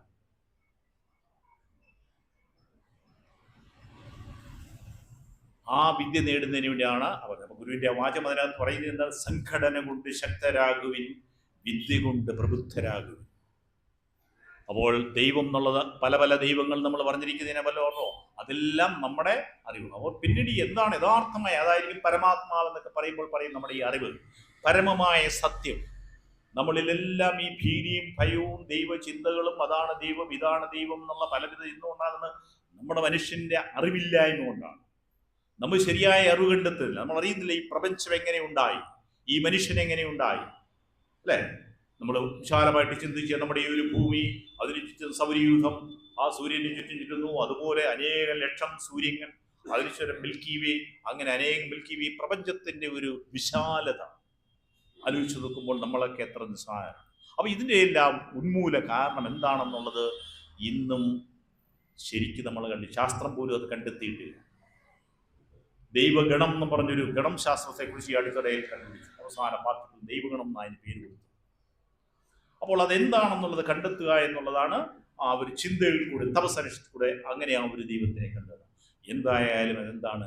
പരമമായ അറിവ്, സത്യമാണ് ദൈവം. അപ്പം നമ്മുടെ ഈ ഭൗതിക ജീവിതത്തിൽ ഇരിക്കുമ്പോൾ നമുക്കെല്ലാം എന്താണ്? ആ പരമമായ അറിവ്. അറിവില്ലാത്തവൻ അവനെ എന്ത് ചെയ്യും? അറിവുള്ളവർ ചൂഷണം ചെയ്യും. ശരിയായ അറിവ് കിട്ടുന്നവരല്ല വലിയ. അതാണ് സംഭവിച്ചിരുന്നത് നേരത്തെ ഗുരുവിൻ്റെ ആ ഒരു കാലഘട്ടം. ഈ പറഞ്ഞ മനുഷ്യരല്ല എന്ന് അവർ തന്നെ ധരിച്ചു. ഞങ്ങൾ മനുഷ്യരല്ല, ഞങ്ങൾ ദൈവത്തിന് സന്ധിതികളല്ല, ഞങ്ങളേതോ നികൃഷ്ട ജന്മങ്ങളായിട്ട് ജനിച്ചോടെ, ഞങ്ങൾക്കതുകൊണ്ട് വിദ്യാഭ്യാസം നേടാൻ അവകാശമില്ലെന്നാണ് ഇവർ പറയുന്നത്. അതുകൊണ്ട് നമ്മളത് അംഗീകരിച്ചു. ഞങ്ങൾ വിദ്യാഭ്യാസമില്ല, നിങ്ങൾ ക്ഷേത്രത്തിന്റെ ഇത്രയും പടി മാറി നിൽക്കണം, അതിനടുത്ത് വന്നു കഴിഞ്ഞാൽ നിങ്ങൾക്ക് ദൈവവും കിട്ടും, നിങ്ങൾ നശിച്ചു പോകും. അതേപടി വിശ്വസിച്ചു. ഇന്നാരെങ്കിലും അങ്ങനെ വിശ്വസിക്കുമോ? ഇന്ന് കോലത്തൂര ക്ഷേത്രത്തിന്റെ അടുത്തേക്ക് പോകരുത്, നിങ്ങളെ ദൈവം ശപിക്കും എന്ന് പറഞ്ഞാൽ നമ്മൾ ആരെങ്കിലും അങ്ങനെ ചെയ്യുമോ? ഇല്ല. എന്തുകൊണ്ട്? നമുക്കറിവുണ്ട്. അതിന്റെ ശ്രീകോവിലിൽ കയറി പൂജിക്കുവാനും പ്രാർത്ഥിക്കുവാനുള്ള അവകാശം നമുക്കും ഉണ്ടല്ലേ? അല്ലെങ്കിൽ നമ്മൾ അവിടെ കയറി പൂജിച്ചു കഴിഞ്ഞാൽ നമുക്ക് നാളെ കോപം വരും, നമ്മൾ നശിക്കും, നമ്മൾ വിശ്വസിക്കുന്നുണ്ടോ? സർവചരാചരങ്ങളിലും അതുകൊണ്ടാണ് പറഞ്ഞത്, എന്തുകൊണ്ട്? ദൈവമുണ്ടെന്ന് പറഞ്ഞാൽ തൂണിലും തുരുമ്പിലും എല്ലാം ദൈവമുണ്ടെന്ന് പറഞ്ഞാൽ എല്ലായിടത്തും അറിവുണ്ട്. നമ്മളെങ്ങും ദൈവത്തിനെ തേടി പോകേണ്ട കാര്യങ്ങളില്ല. നമ്മുടെ മനസ്സിൽ ഓരോ പ്രാവശ്യം അറിവ് കിട്ടുമ്പോഴാണ് നമ്മൾ ദൈവികമായിട്ട് മാറും, ദൈവത്തിലേക്ക് മാറും. അതാണ് അവസാനം ഗുരു തന്നെ പറഞ്ഞത്. കണ്ണാടി പ്രൊഫസർ നടത്തിയും നമ്മൾ പ്രധാന ചില വാചകങ്ങൾ, അല്ലെ?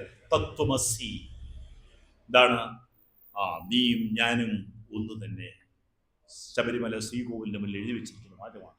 തത്വമസി, അഹം ബ്രഹ്മാസ്മി, ഞാൻ തന്നെയാണ് ബ്രഹ്മം, ഞാൻ തന്നെയാണ് ദൈവം, നീ തന്നെയാണ്. ഞാനും നീയും തമ്മിൽ വ്യത്യാസമില്ല, അദ്വൈതമില്ല, ദ്വൈതമില്ല, അദ്വൈതമാണ്. രണ്ടില്ല, ഒന്നേ ഉള്ളൂ. അത് നമ്മൾ ചിന്തിക്കുമ്പോൾ മനസ്സിലല്ലേ. ഈ ഞാൻ ഫിസിക്സ് അധ്യാപകനാണെന്ന് പറഞ്ഞപ്പോൾ ഫിസിക്സിന്റെ ഒരു തത്വമുണ്ട്. അത് ഊർജത്തിനെ കുറിച്ചാണ്. ആ ഊർജത്തിനെ കുറിച്ച് പറയുന്നത് എങ്ങനെയാണ്? ഇംഗ്ലീഷിലാണെങ്കിൽ അത് energy can neither be created nor B destroyed. ഊർജം ആർക്കും സൃഷ്ടിക്കാൻ പറ്റില്ല, ഊർജത്തിനെ ആർക്കും നശിപ്പിക്കാനും കഴിയില്ല. ഈ പ്രപഞ്ചത്തിലുള്ള മൊത്തം ഊർജം എന്താണ്? കോൺസ്റ്റന്റ് ആണ്, അത് സ്ഥിരമായിട്ടുള്ളതാണ്, അതിൽ കൂടുകയുമില്ല കുറയുകയും. അത് തന്നെയാണ് നമ്മൾ ഒന്ന് ചിന്തിച്ചത് പോകുന്നു. നമ്മൾ ഒരു നിമിഷം ഒന്ന് ചിന്തിച്ചു പോകുന്നു അല്ലെ. നമ്മൾ എത്രയോ മനുഷ്യരിങ്ങനെ ജനിച്ചുകൊണ്ടേയിരിക്കുന്നു, മരിച്ചുകൊണ്ടേയിരിക്കുന്നു, വീണ്ടും ഈ പ്രതിഭാസം നടന്നുകൊണ്ടേയിരിക്കും. മൊത്തം ഇതുമാതിരിയുള്ള എല്ലാ ജീവിതമാണ്. മൊത്തം പക്ഷിയുള്ള ഒരു എനർജി എന്ന് പറയുന്നത് കോൺസ്റ്റന്റ്. അപ്പോൾ എനിക്ക് തോന്നുന്നു വളരെ വ്യക്തമായി കഴിഞ്ഞു അല്ലെ. ഇനി ആർക്കും സംശയമില്ലല്ലോ. ഒരു ജാതി, ഒരു മതം, ഒരു ദൈവം. അപ്പൊ എല്ലാ മനുഷ്യർക്കും വേണ്ട എന്താണ്? അറിവാണ്. ആ അറിവുണ്ടെങ്കിൽ അവൻ ദൈവമായി എന്ന് പറഞ്ഞാൽ അവന് ജീവിക്കാൻ പറ്റും, അവൻ എല്ലാവരെയും മനസ്സിലാക്കാൻ പറ്റും, അവന് മുന്നിലെ ദൈവത്തിനെ കണ്ടെത്തുക. അപ്പോൾ ഒരു ദൈവമല്ലേ ഉള്ളു മനുഷ്യർക്ക്? എല്ലാ മനുഷ്യർക്കും ഉള്ള ഒരേ ഒരു ദൈവം, ഒരു ജാതി, ഒരു മതം, ഒരു ദൈവം. ഇതും യഥാർത്ഥത്തിൽ ഒരു സനാതന ധർമ്മം എന്ന് പറയാം, ഒരിക്കലും നശിക്കാത്ത ഒരു ധർമ്മമാണ്. അപ്പോൾ ഇവിടെ ഞാൻ എൻ്റെ വിഷയത്തിലേക്ക് വന്നില്ല. സാമൂഹ്യ നീതിയെ കുറിച്ചാണ് സമയത്തെയോ സാമൂഹ്യ നീതി. അപ്പൊ ഇവിടെ ഞാൻ പറഞ്ഞു വന്നത് ഗുരു ചുറ്റും കണ്ടെന്താണ്? ഈ സാമൂഹ്യമായി നടക്കുന്ന അനീതികളാണ്, അസമത്വങ്ങളാണ്. അവകാശമുള്ള മനുഷ്യരെ തമ്മിൽ വേർതിരിച്ചുകൊണ്ട് അസമത്വങ്ങളുണ്ടാകും. അവസരം നിഷേധിക്കുകയാണ്. അവർ ചെയ്യാത്ത കുറ്റത്തിന്റെ പേരല്ലേ. ഒരു കുട്ടി ഒരു കുടുംബത്തിൽ ജനിക്കുന്നു, എന്നിട്ട് പറയുന്നു ഇവൻ നികൃഷ്ട ജാതിയിൽ കുടുംബത്തിലാണ് ജനിച്ചത്, അതുകൊണ്ട് അവൻ വിദ്യാഭ്യാസം ചെയ്യേണ്ട, ഇവൻ ഇന്ന വർക്ക് ജോലികൾ മാത്രം ചെയ്താൽ മതി. അത് ശരിയായ രീതിയാണോ? അല്ല, അസമത്വമാണ്. അവസരം നിഷേധിക്കുകയാണ്. അങ്ങനെ നിന്നപ്പോഴാണ് അവസരം എടുക്കാൻ വേണ്ടിയാണ് ഗുരു പറഞ്ഞത്, നിങ്ങൾ ഈ പീഡനങ്ങൾ അനുഭവിക്കുന്നവർ അല്ലെ, ദുരിതങ്ങൾ അനുഭവിക്കുന്നവർ, നിങ്ങൾ അജ്ഞതയുകൊണ്ടാണ്, നിങ്ങൾക്ക് വിദ്യയില്ലാത്തത് കൊണ്ടാണ്. അപ്പോൾ നിങ്ങൾ അവർക്ക് വേണ്ടി നൽകിയ ഉപദേശമാണിത്. നിങ്ങൾ സംഘടിക്കണം, സംഘടന കൊണ്ട് ശക്തരാകുവിൻ, വിദ്യ കൊണ്ട് പ്രബുദ്ധരാകുവിൻ. അപ്പോൾ നിങ്ങൾ വിദ്യാഭ്യാസം ചെയ്യുകയും അതോടൊപ്പം നിങ്ങൾ എന്ത് ചെയ്യണം? സംഘടിക്കുകയും വേണം. നിങ്ങൾ സംഘടിച്ചു നിന്നാൽ നിങ്ങളെ എന്ത് ചെയ്യാൻ പറ്റും? ആർക്കും ബലാത്കാരമായിട്ട് നിങ്ങളെ ചൂഷണം ചെയ്യാൻ കഴിയുകയില്ല, നിങ്ങളെ അടിച്ചമർത്താൻ കഴിയുകയില്ല, നിങ്ങളെ പാർശ്വവൽക്കരിക്കാൻ കഴിയുകയില്ല. നമുക്കെല്ലാവർക്കും അല്ല, ഐക്യമത്യം മഹാബലം നമ്മളും പഠിച്ചിട്ടുള്ളതാണ്. അപ്പോൾ ഗുരു പറഞ്ഞ അതാണ്. ഈ അസമത്വം അനുഭവിക്കുന്ന ജനത, മനുഷ്യരുടെ അസമത്വം അനുഭവിക്കുന്ന മനുഷ്യർ, പാർശ്വവൽക്കരിക്കപ്പെട്ട മനുഷ്യർ, അടിച്ചമർത്തപ്പെട്ട മനുഷ്യർ, പീഡനങ്ങൾ അനുഭവിക്കുന്ന മനുഷ്യർ, നിങ്ങൾ സംഘടിക്കുവിൻ. വെറുതെ സംഘടിച്ചാൽ പോരാ, നിങ്ങൾക്ക് എന്ത് വേണം? വിദ്യയും വേണം.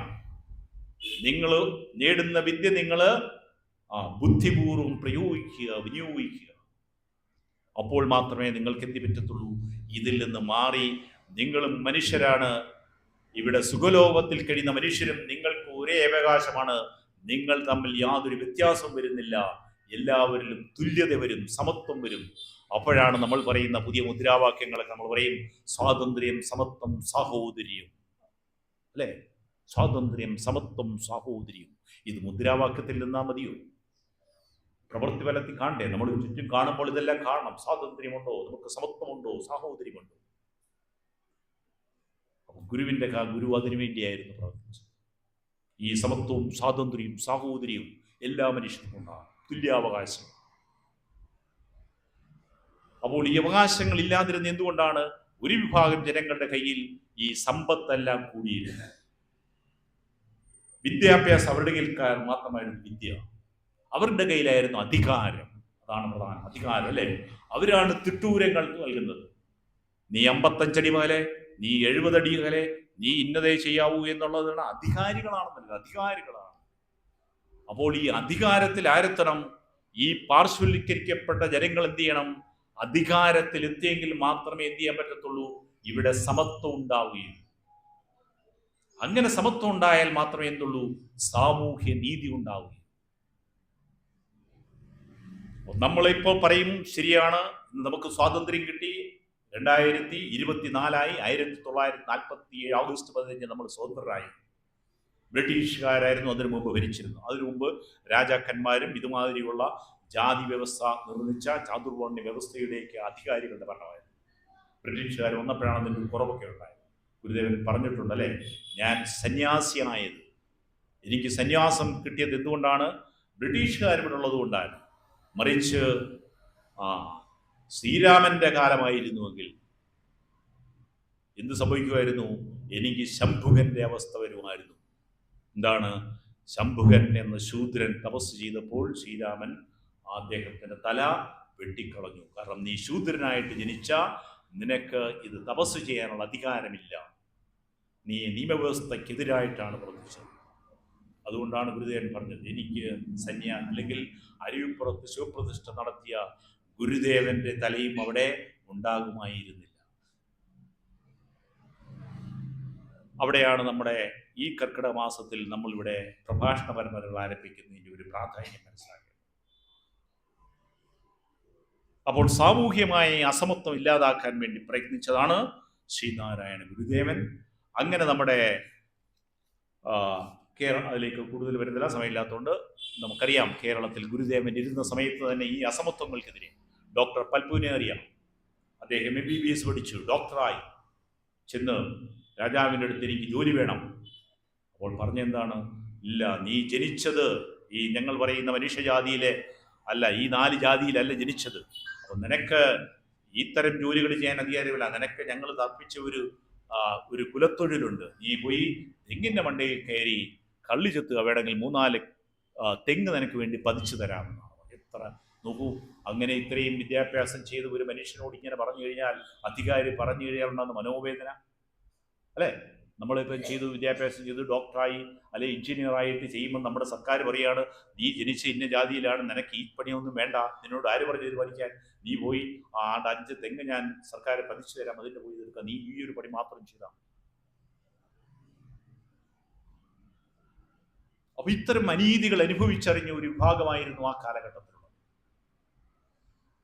അപ്പോൾ അവരുടെ സുഖം ശരി, എന്നാൽ അത്രയും മതിയല്ലോ, ആ അധികാരികളെ അനുസരിച്ച് കഴിഞ്ഞാൽ പിന്നെ നമുക്ക് യാതൊരു കുഴപ്പമില്ല അല്ലേ?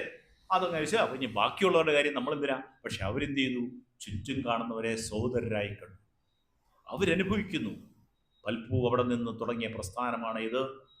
ഇന്ന് നമ്മൾ കാണുന്ന ശ്രീനാരായണ ധർമ്മ പരിപാലന യോഗം 1903 ഇവിടെ ബാബു തമ്പരത്തിൻ്റെ നിന്നുണ്ടായതാണ്. അതിൽ ചരിത്രമെല്ലാം നിങ്ങൾക്കറിയാം.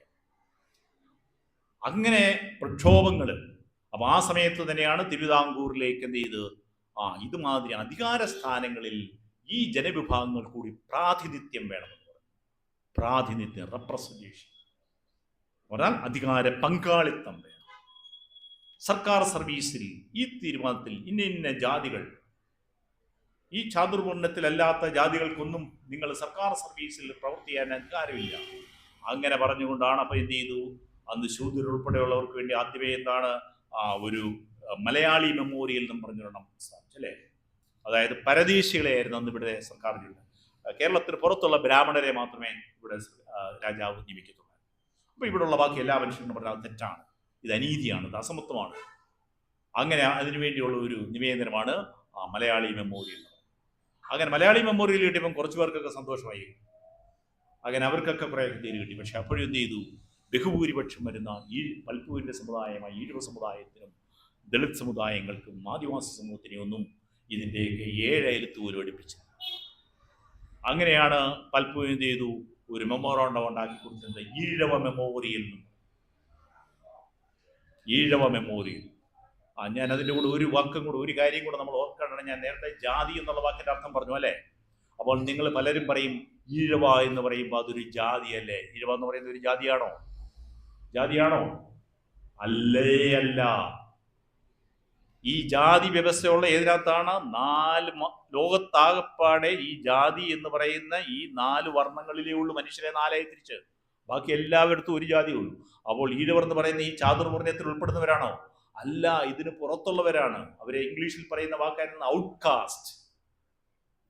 ഈ ജാതി ഉള്ള വിഭാഗങ്ങളെ പറയുന്നതാണ് caste Hindus, those who having caste, അല്ലെങ്കിൽ മലയാളത്തിൽ ജാതി ഹിന്ദുക്കൾ എന്ന് പറയും. ജാതി വ്യവസ്ഥയിൽ വിശ്വസിക്കുന്നവർ അവരെയാണ് ജാതി ഹിന്ദുക്കൾ. ജാതിയിൽ വിശ്വസിക്കാത്തവരെ, ജാതി വ്യവസ്ഥയിൽ അംഗീകരിക്കാത്തവരെ, സ്വതന്ത്രരായിട്ട് നിന്നവരെ, സ്വതന്ത്ര സമുദായങ്ങളെ, അപ്പൊ അവരെയാണ് സ്വതന്ത്ര സമുദായങ്ങളാണ്. സമുദായം വേറെ, ജാതി വേറെ. സമുദായം എന്ന് പറഞ്ഞാൽ എന്താണ്? ഒരു പ്രദേശത്ത് ഒരു കൂട്ടം മനുഷ്യർ ഒരുമിച്ച് കഴിയുമ്പോഴത്തേയും അവിടുത്തെ കാലാവസ്ഥയ്ക്കും അവിടെ കിട്ടുന്ന ആഹാരത്തിൻ്റെയും എല്ലാം അനുസരിച്ച് അവരുടെ ആഹാര രീതി ഒരുപോലെ ആയിരിക്കും, അവരുടെ വസ്ത്രരീതി ഒരുപാടിക്കും, അവരുടെ കലാരൂപങ്ങൾ ഒരുപാടിക്കും, അവരുടെ ആരാധന രീതി ഒരുപാടായിരിക്കും. അങ്ങനെ ഏകാദേശം ഒരു പൊതുരൂപമുള്ള ഒരു കൂട്ടം മനുഷ്യ സമൂഹത്തിനെയാണ് എന്ത് പറയുന്നത്? ഒരു സമുദായം എന്ന് പറയുന്നത്. അതാണ് ഒരു സമുദായം. അതെല്ലാ സമുദായങ്ങളും ഒരുപാട് കാണും. ലോകത്തിന്റെ പല ഭാഗങ്ങളിൽ പല പല സമുദായങ്ങളുണ്ട് അല്ലേ? ആഫ്രിക്കയിലുള്ളവരുടെ ജീവിത രീതിയാണോ നമുക്ക്? അല്ല. പക്ഷെ അവരെല്ലാം മനുഷ്യരാണ്. അവിടുത്തെ കാലാവസ്ഥയിൽ ഇവിടുത്തെ കാലാവസ്ഥ. ഹിമാലയത്തിൽ വസിക്കുന്നവരുടെ മറ്റൊരു കാലാവസ്ഥയാണ്. അവരുടെ ആഹാര രീതി വേറൊന്നായിരിക്കും, അവരുടെ ആരാധനാ രീതി വേറൊന്നായിരിക്കും, അവരുടെ കലാരൂപങ്ങൾ വേറൊന്നായിരിക്കും. അപ്പൊ അതിങ്ങനെ പല പല കലാരൂപങ്ങളുള്ള ഏകദേശം പൊതുവായിട്ടുള്ളവരെ ഒരുമിച്ച് പറയുന്ന പേരാണ് സമുദായങ്ങൾ. അപ്പോൾ ഈഴവർ എന്ന് പറയുന്നത് ഇനിയെങ്കിലും വ്യക്തമാക്കണം. എന്താണ്? ഈ ജാതിയാണോ? അതൊരു ജാതി പേരല്ല, അതൊരു സമുദായത്തിന്റെ പേരാണ്. ഇവിടെ നിലനിന്നിരുന്ന സ്വതന്ത്രമായ ഒരു സമുദായം, ജാതി വ്യവസ്ഥയെ അംഗീകരിക്കാതിരുന്നു ആര്യാധിനിവേശം കൊണ്ടുവന്നവർ ജാതി വ്യവസ്ഥ കൊണ്ടുവന്നപ്പോൾ അതിനെതിരെ അത് ഞങ്ങൾക്ക് അംഗീകരിക്കില്ല, ഞങ്ങളിവിടെ സ്വതന്ത്ര സമുദായമായിട്ട് നിൽക്കും എന്ന് പറഞ്ഞ ഒരു സമുദായ പേരാണ് ഈഴവായ. അതുകൊണ്ട് ഈഴവായ എന്ന പേര് കേൾക്കുമ്പോൾ നമ്മൾ ആരും ഇത് ജാതിവാദിയാണ്, ഇയാൾ പറയുന്നത് ജാതിയാണെന്ന് തെറ്റിദ്ധരിക്കരുത്. അതെന്തുകൊണ്ടാണ് പറയുന്നത്? ജാതി എന്താണെന്നും സമുദായം എന്താണെന്നും വ്യക്തമായ കാഴ്ചപ്പാടില്ല. അപ്പോൾ ആൾക്കാർ പറയും, ഇതാണ്ട് വന്നിട്ട് ഗുരുവിൻ്റെ ഇവിടുന്ന് ഈഴവ ജാതി എന്ന് പറയുമ്പോൾ നോക്കണം, ഈ ഈഴവ മെമ്മോറിയൽ ഉണ്ടാക്കിയത് ഗുരു ജീവിച്ചിരുന്ന കാലഘട്ടത്താണ്, ഗുരുവിൻ്റെ അനുവാദത്തോടു കൂടിയാണ്. ശ്രീമൂലം പ്രജാസഭയിൽ, ഇന്നത്തെ നമ്മുടെ അസംബ്ലി മാതിരിയുള്ള രാജാവിന്റെ പ്രജാസഭയിൽ പറഞ്ഞു, ഈഴവർക്ക് അവിടെ പ്രാതിനിധ്യമില്ല, അങ്ങനെ ഈഴവർക്ക് പ്രാതിനിധ്യം വേണമെന്ന് പറഞ്ഞു. അതിനുവേണ്ടി വാദിച്ചതെല്ലാം ഗുരു ജീവിച്ചിരുന്നപ്പോഴാണ്. ഗുരുവിനറിയാം ഈഴവ എന്ന് പറയുന്നത് ഒരു ജാതിയല്ല, ഒരു സമുദായമാണ്. അപ്പോൾ അങ്ങനെ പ്രാതിനിധ്യത്തിന് വേണ്ടി പ്രയത്നിച്ച നമ്മുടെ ഒരു ചരിത്രം അതാണ്. അന്ന് കാലത്ത് മുതലേ എന്ത് ചെയ്തു? മനുഷ്യരെ ഈ വേർതിരിക്കുക എന്ന് പറഞ്ഞാൽ ആർക്ക് സഹിക്കില്ല അല്ലേ? പന്തിയിൽ പക്ഷാഭേദമില്ല. ഇവിടെ ഇപ്പോൾ ഇത്രയും പേര് കൂടിയിരിക്കുന്നു, ഇതിൽ നിന്ന് ഈ ഫ്രണ്ടിൽ ഇരിക്കുന്ന 3-4 പേർക്ക് മാത്രം ഇവിടെ സെക്രട്ടറി എല്ലാം എന്ത് ചെയ്തു? പാലും പഴവും വെണ്ണയും ഇതൊക്കെ കൊടുക്കുന്നു, ബാക്കിയുള്ളവർക്കെല്ലാം ഇച്ചിരി പച്ചവെള്ളവും കൊടുക്കുന്നു. സഹിക്കാൻ പറ്റൂ? സഹിക്കൂ? വിവേചനം പ്രകൃതി അനുവദിക്കില്ല. നമുക്ക് ആർക്കും വിവേചനം അല്ലേ? അതുകൊണ്ട് അവൻ ഒരു പന്തിയിൽ ചെല്ലുകയും അവിടെ പക്ഷാഭേദം അല്ലേ? അടുത്തിരിക്കുന്നവന് കൂടുതൽ കാര്യങ്ങൾ വിളമ്പിയും മറ്റവൻ്റെ ഇലയിൽ ഒന്നും കൊടുക്കാതിരിക്കുകയും ചെയ്യുക എന്ന് പറഞ്ഞാൽ ഇതിൽ പരം ഒരു ശിക്ഷ, ഒരു വിവേചനം ലോകത്ത് മറ്റൊന്നുമില്ല.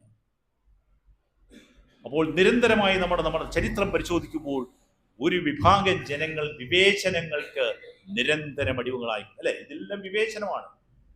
ഡോക്ടറായി പഠിച്ച് ചികിത്സിക്കണമെന്ന് പറഞ്ഞപ്പം വേണ്ട, വിവേചനം, തൊട്ടടുത്തവൻ നീ ചിരിച്ചു.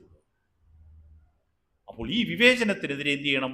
പോരാടുക തന്നെ വേണം. അതിനെ നമ്മൾ ശിരസാ വഹിച്ചുകൊണ്ടിരുന്നു കഴിഞ്ഞാൽ, അങ്ങനെ ശിരസാ വഹിക്കുന്നവർക്കത് വരുന്ന പേരാണ് അടിമകൾ. പണ്ട് കാലത്ത് നമ്മൾ കേട്ടിട്ടുണ്ടല്ലേ, അടിമ വ്യവസ്ഥയുണ്ടായിരുന്നു. ഈ മനുഷ്യരെയാണ് അടിമകളാക്കി പ്രവർത്തിച്ചു കൊണ്ടിരുന്നത്.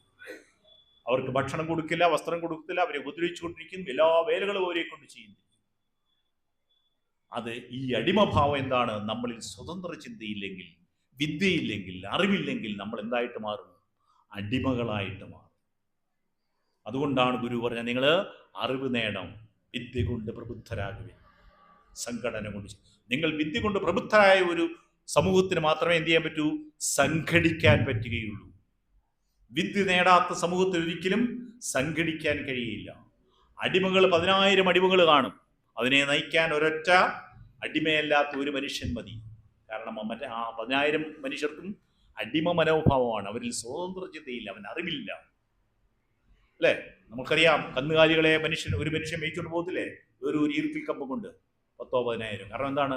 അവയ്ക്ക് ചിന്തിക്കാനോ വേണ്ട വിധത്തിലുള്ള അറിവുകളോ ഇല്ലാത്തതുകൊണ്ടാണ് നമ്മുടെ ഒരു ഈർക്കിൽ നിർദ്ദേശങ്ങളിൽ അവൻ പാഞ്ഞു. അതുമാതിരിയാണ് പല മനുഷ്യരും.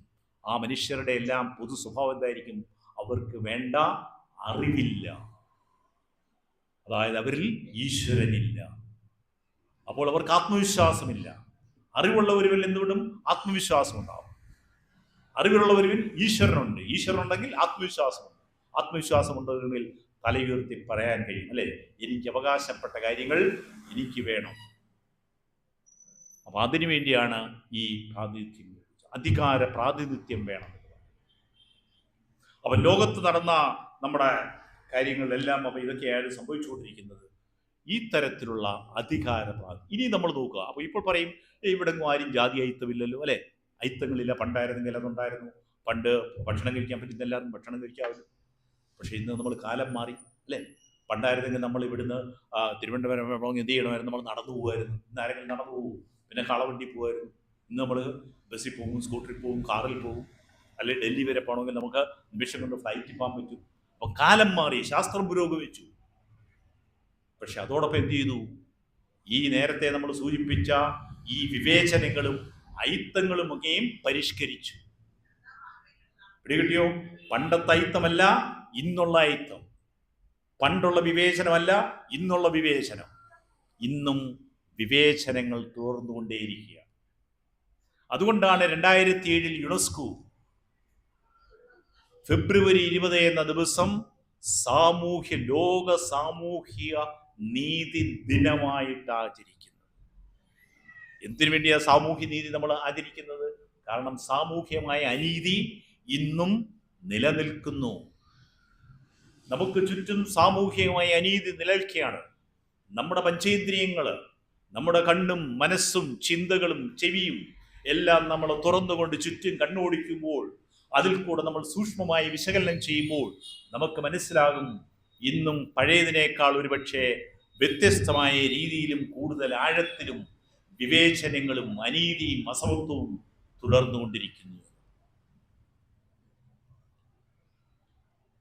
അപ്പോൾ ഈ തരത്തിലുള്ള അനീതിയും വിവേചനങ്ങളും ഉണ്ടാകുമെന്നും ബ്രിട്ടീഷ് കഴിഞ്ഞ് ഇന്ത്യ സ്വതന്ത്രമായപ്പോഴും ഇതുണ്ടാകാൻ പാടില്ല എന്നുകൊണ്ട് അന്ന് ഏറ്റവും നമുക്കറിയാം അറിവ് കിട്ടിയ, വിവേചനങ്ങളുടെ കൊടും പീഡനങ്ങൾ അനുഭവിച്ച നമ്മുടെ ഭരണഘടനാ ശില്പിയായ ഡോക്ടർ BR അംബേദ്കറാണ് നമ്മുടെ ഭരണഘടന എഴുതിയത്.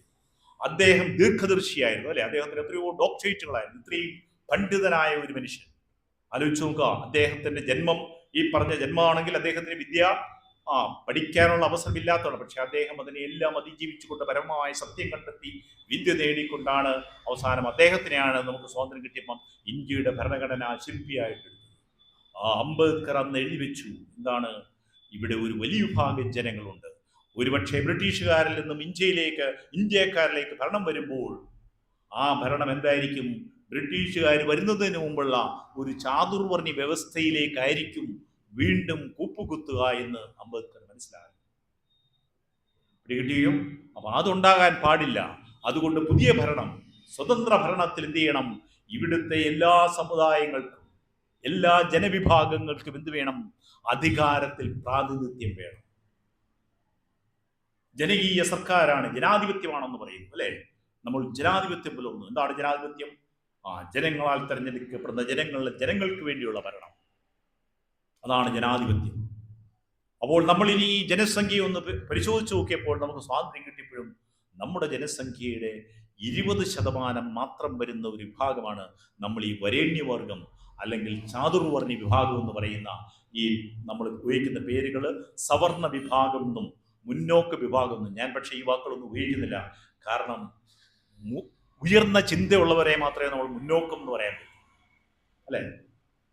മറ്റുള്ള മനുഷ്യരെ ചൂഷണം ചെയ്യണമെന്ന് ആഗ്രഹിക്കുന്നവരെ നമുക്ക് മുന്നോക്കം എന്ന് പറയാൻ പറ്റും. സവർണർ, നല്ല വർണ്ണമുള്ളവർ എന്ന് പറഞ്ഞാൽ മനസ്സിനും നല്ല വർണ്ണം, എല്ലാവരെയും സോദരത്വേരെ കാഴുന്നവരെ ആയിരിക്കണം നമ്മൾ എന്ത് പറയേണ്ടത്? സവർണർ എന്ന് പറയും. സോദരത്വ ഭാവം പുലർത്തുന്നവർ സവർണരാണ്. അവരുടെ വർണ്ണം അവരുടെ മനസ്സിന്റെ വർണ്ണമാണ്. അതിനെയാണ് സവർണത എന്തുകൊണ്ട് പറയുന്നത്. അല്ലാതെ അവ ഈ പറയുന്ന വിഭാഗങ്ങൾ 20%, ബാക്കി 80% വരുന്ന ജനവിഭാഗം ആരായിരുന്നു? ഈ അടിച്ചമർത്തപ്പെട്ട, അധികാരത്തിൽ അകറ്റി നിർത്തിയിരുന്ന, വിദ്യാഭ്യാസം ചെയ്യാൻ അനുവാദമില്ലിരുന്ന ഒരു വലിയ ജനവിഭാഗമാണ്. അതിനെ ഭരണഘടനയിൽ അന്ന് എഴുതി ചേർത്തു. അവരെ പല പേരുകളിൽ പറഞ്ഞ്, ഒന്ന് OBC എന്ന് പറയുന്നത്, other backward communities, scheduled caste, scheduled tribe, ഇങ്ങനെ 3 വിഭാഗങ്ങളായിട്ട് പട്ടികയിലുണ്ടാകും. അപ്പോൾ അംബേദ്കർ പറഞ്ഞു, ഈ വിഭാഗങ്ങൾക്ക് ഇവിടെ ഭരണഘടന, നിങ്ങൾ ജനാധിപത്യം വരുമ്പോൾ അവരുടെ ഭരണകർത്താക്കൾക്കായി വേണം തിരഞ്ഞെടുപ്പിൽ എന്ത് ചെയ്യണം? അവര് പ്രതിനിധികളായിട്ട് വരണം, ജനപ്രതിനിധികൾ സഭകളിൽ. അങ്ങനെയാണ് ഇന്ന് നമ്മൾ കാണുന്നത്. എന്താണ്? നമുക്കറിയാം, നിയമസഭ നടക്കുമ്പോൾ, ലോക്സഭ നടക്കുമ്പോൾ എന്താണ്? ചില മണ്ഡലങ്ങളെ നമ്മൾ പറയും സംവരണ മണ്ഡലങ്ങൾ എന്ന് പറയും. SC ആൻഡ് ST വിഭാഗത്തിൽപ്പെട്ടവർ മാത്രം അവിടെ മത്സരിക്കുക, പ്രതിനിധിയാകുക. കാരണം അവരുടെ പ്രതിനിധി എന്ത് ചെയ്യണം? നാളെ നിയമനിർമ്മാണ സഭകളായ ലോകസഭകളിലും രാജ്യസഭയിലും എല്ലാം ഉണ്ടാകും. കാരണം നിയമം ഉണ്ടാക്കുന്ന അവർക്കും കൂടിയാണ്. അപ്പോൾ 80% വരുന്ന ജനങ്ങളുടെ കൂടെ കാര്യത്തിന് വേണ്ടിയായിരിക്കണം ഒരു നിയമം ഈ ജനാധിപത്യ രാജ്യത്തിൽ ഉണ്ടാകേണ്ടത്. അപ്പോൾ അവിടെ അവരുടെ പ്രാതിനിധ്യം ഇല്ലെങ്കിൽ ഉണ്ടാകുമോ? ഉണ്ടാകില്ല. നമ്മളിവിടെ കോലത്തുകര ക്ഷേത്രത്തിൻ്റെ അല്ലേ, ഇവിടെയുണ്ട് പല കരകളില്ലേ, പല കരകളുണ്ട്. അതിൻ്റെ ഒരു ക്ഷേത്ര കമ്മിറ്റി ഉണ്ടാക്കുമ്പോൾ ഏതെങ്കിലും ഒരു കരയിലുള്ളവരെ മാത്രം വെച്ചിട്ട് കമ്മിറ്റി ഉണ്ടാക്കുമോ? ഇല്ല. എല്ലായിടത്തു നിന്നും പ്രാതിനിധ്യം വേണം. നമ്മൾ ഏത് രംഗത്തും വരുമ്പോൾ അതുമാതിരി ഒരു പ്രാതിനിധ്യം ഉണ്ടെങ്കിൽ മാത്രമേ അത് വിജയിക്കുകയുള്ളൂ. അങ്ങനെ പ്രാതിനിധ്യം, അതിനെയാണ് സംവരണം എന്ന പേര് പറഞ്ഞു. സംവരണം, യഥാർത്ഥത്തിൽ സംവരണം എന്നല്ല, അതിന്റെ കറക്റ്റ് വാക്കെന്താണ്? പ്രാതിനിധ്യം. അങ്ങനെ അംബേദ്കർ പറഞ്ഞു, ഏറ്റവും അടിച്ചമർത്തപ്പെട്ട ഭാഗമായ ഷെഡ്യൂൾഡ് കാസ്റ്റ് ആൻഡ് ഷെഡ്യൂൾഡ് ട്രൈബിന് നിയമസഭകളിൽ ഇത്ര മണ്ഡലങ്ങൾ പ്രാതിനിധ്യം ഉണ്ടാകണം, ലോക്സഭയിൽ ഇതെല്ലാം. സർക്കാർ സർവീസുകൾ, ജനാധിപത്യത്തിന്റെ 4 തൂണുകളെന്ന് നമ്മൾ പറയും. എന്തൊക്കെയാണ്? Legislature, executive, judiciary and press.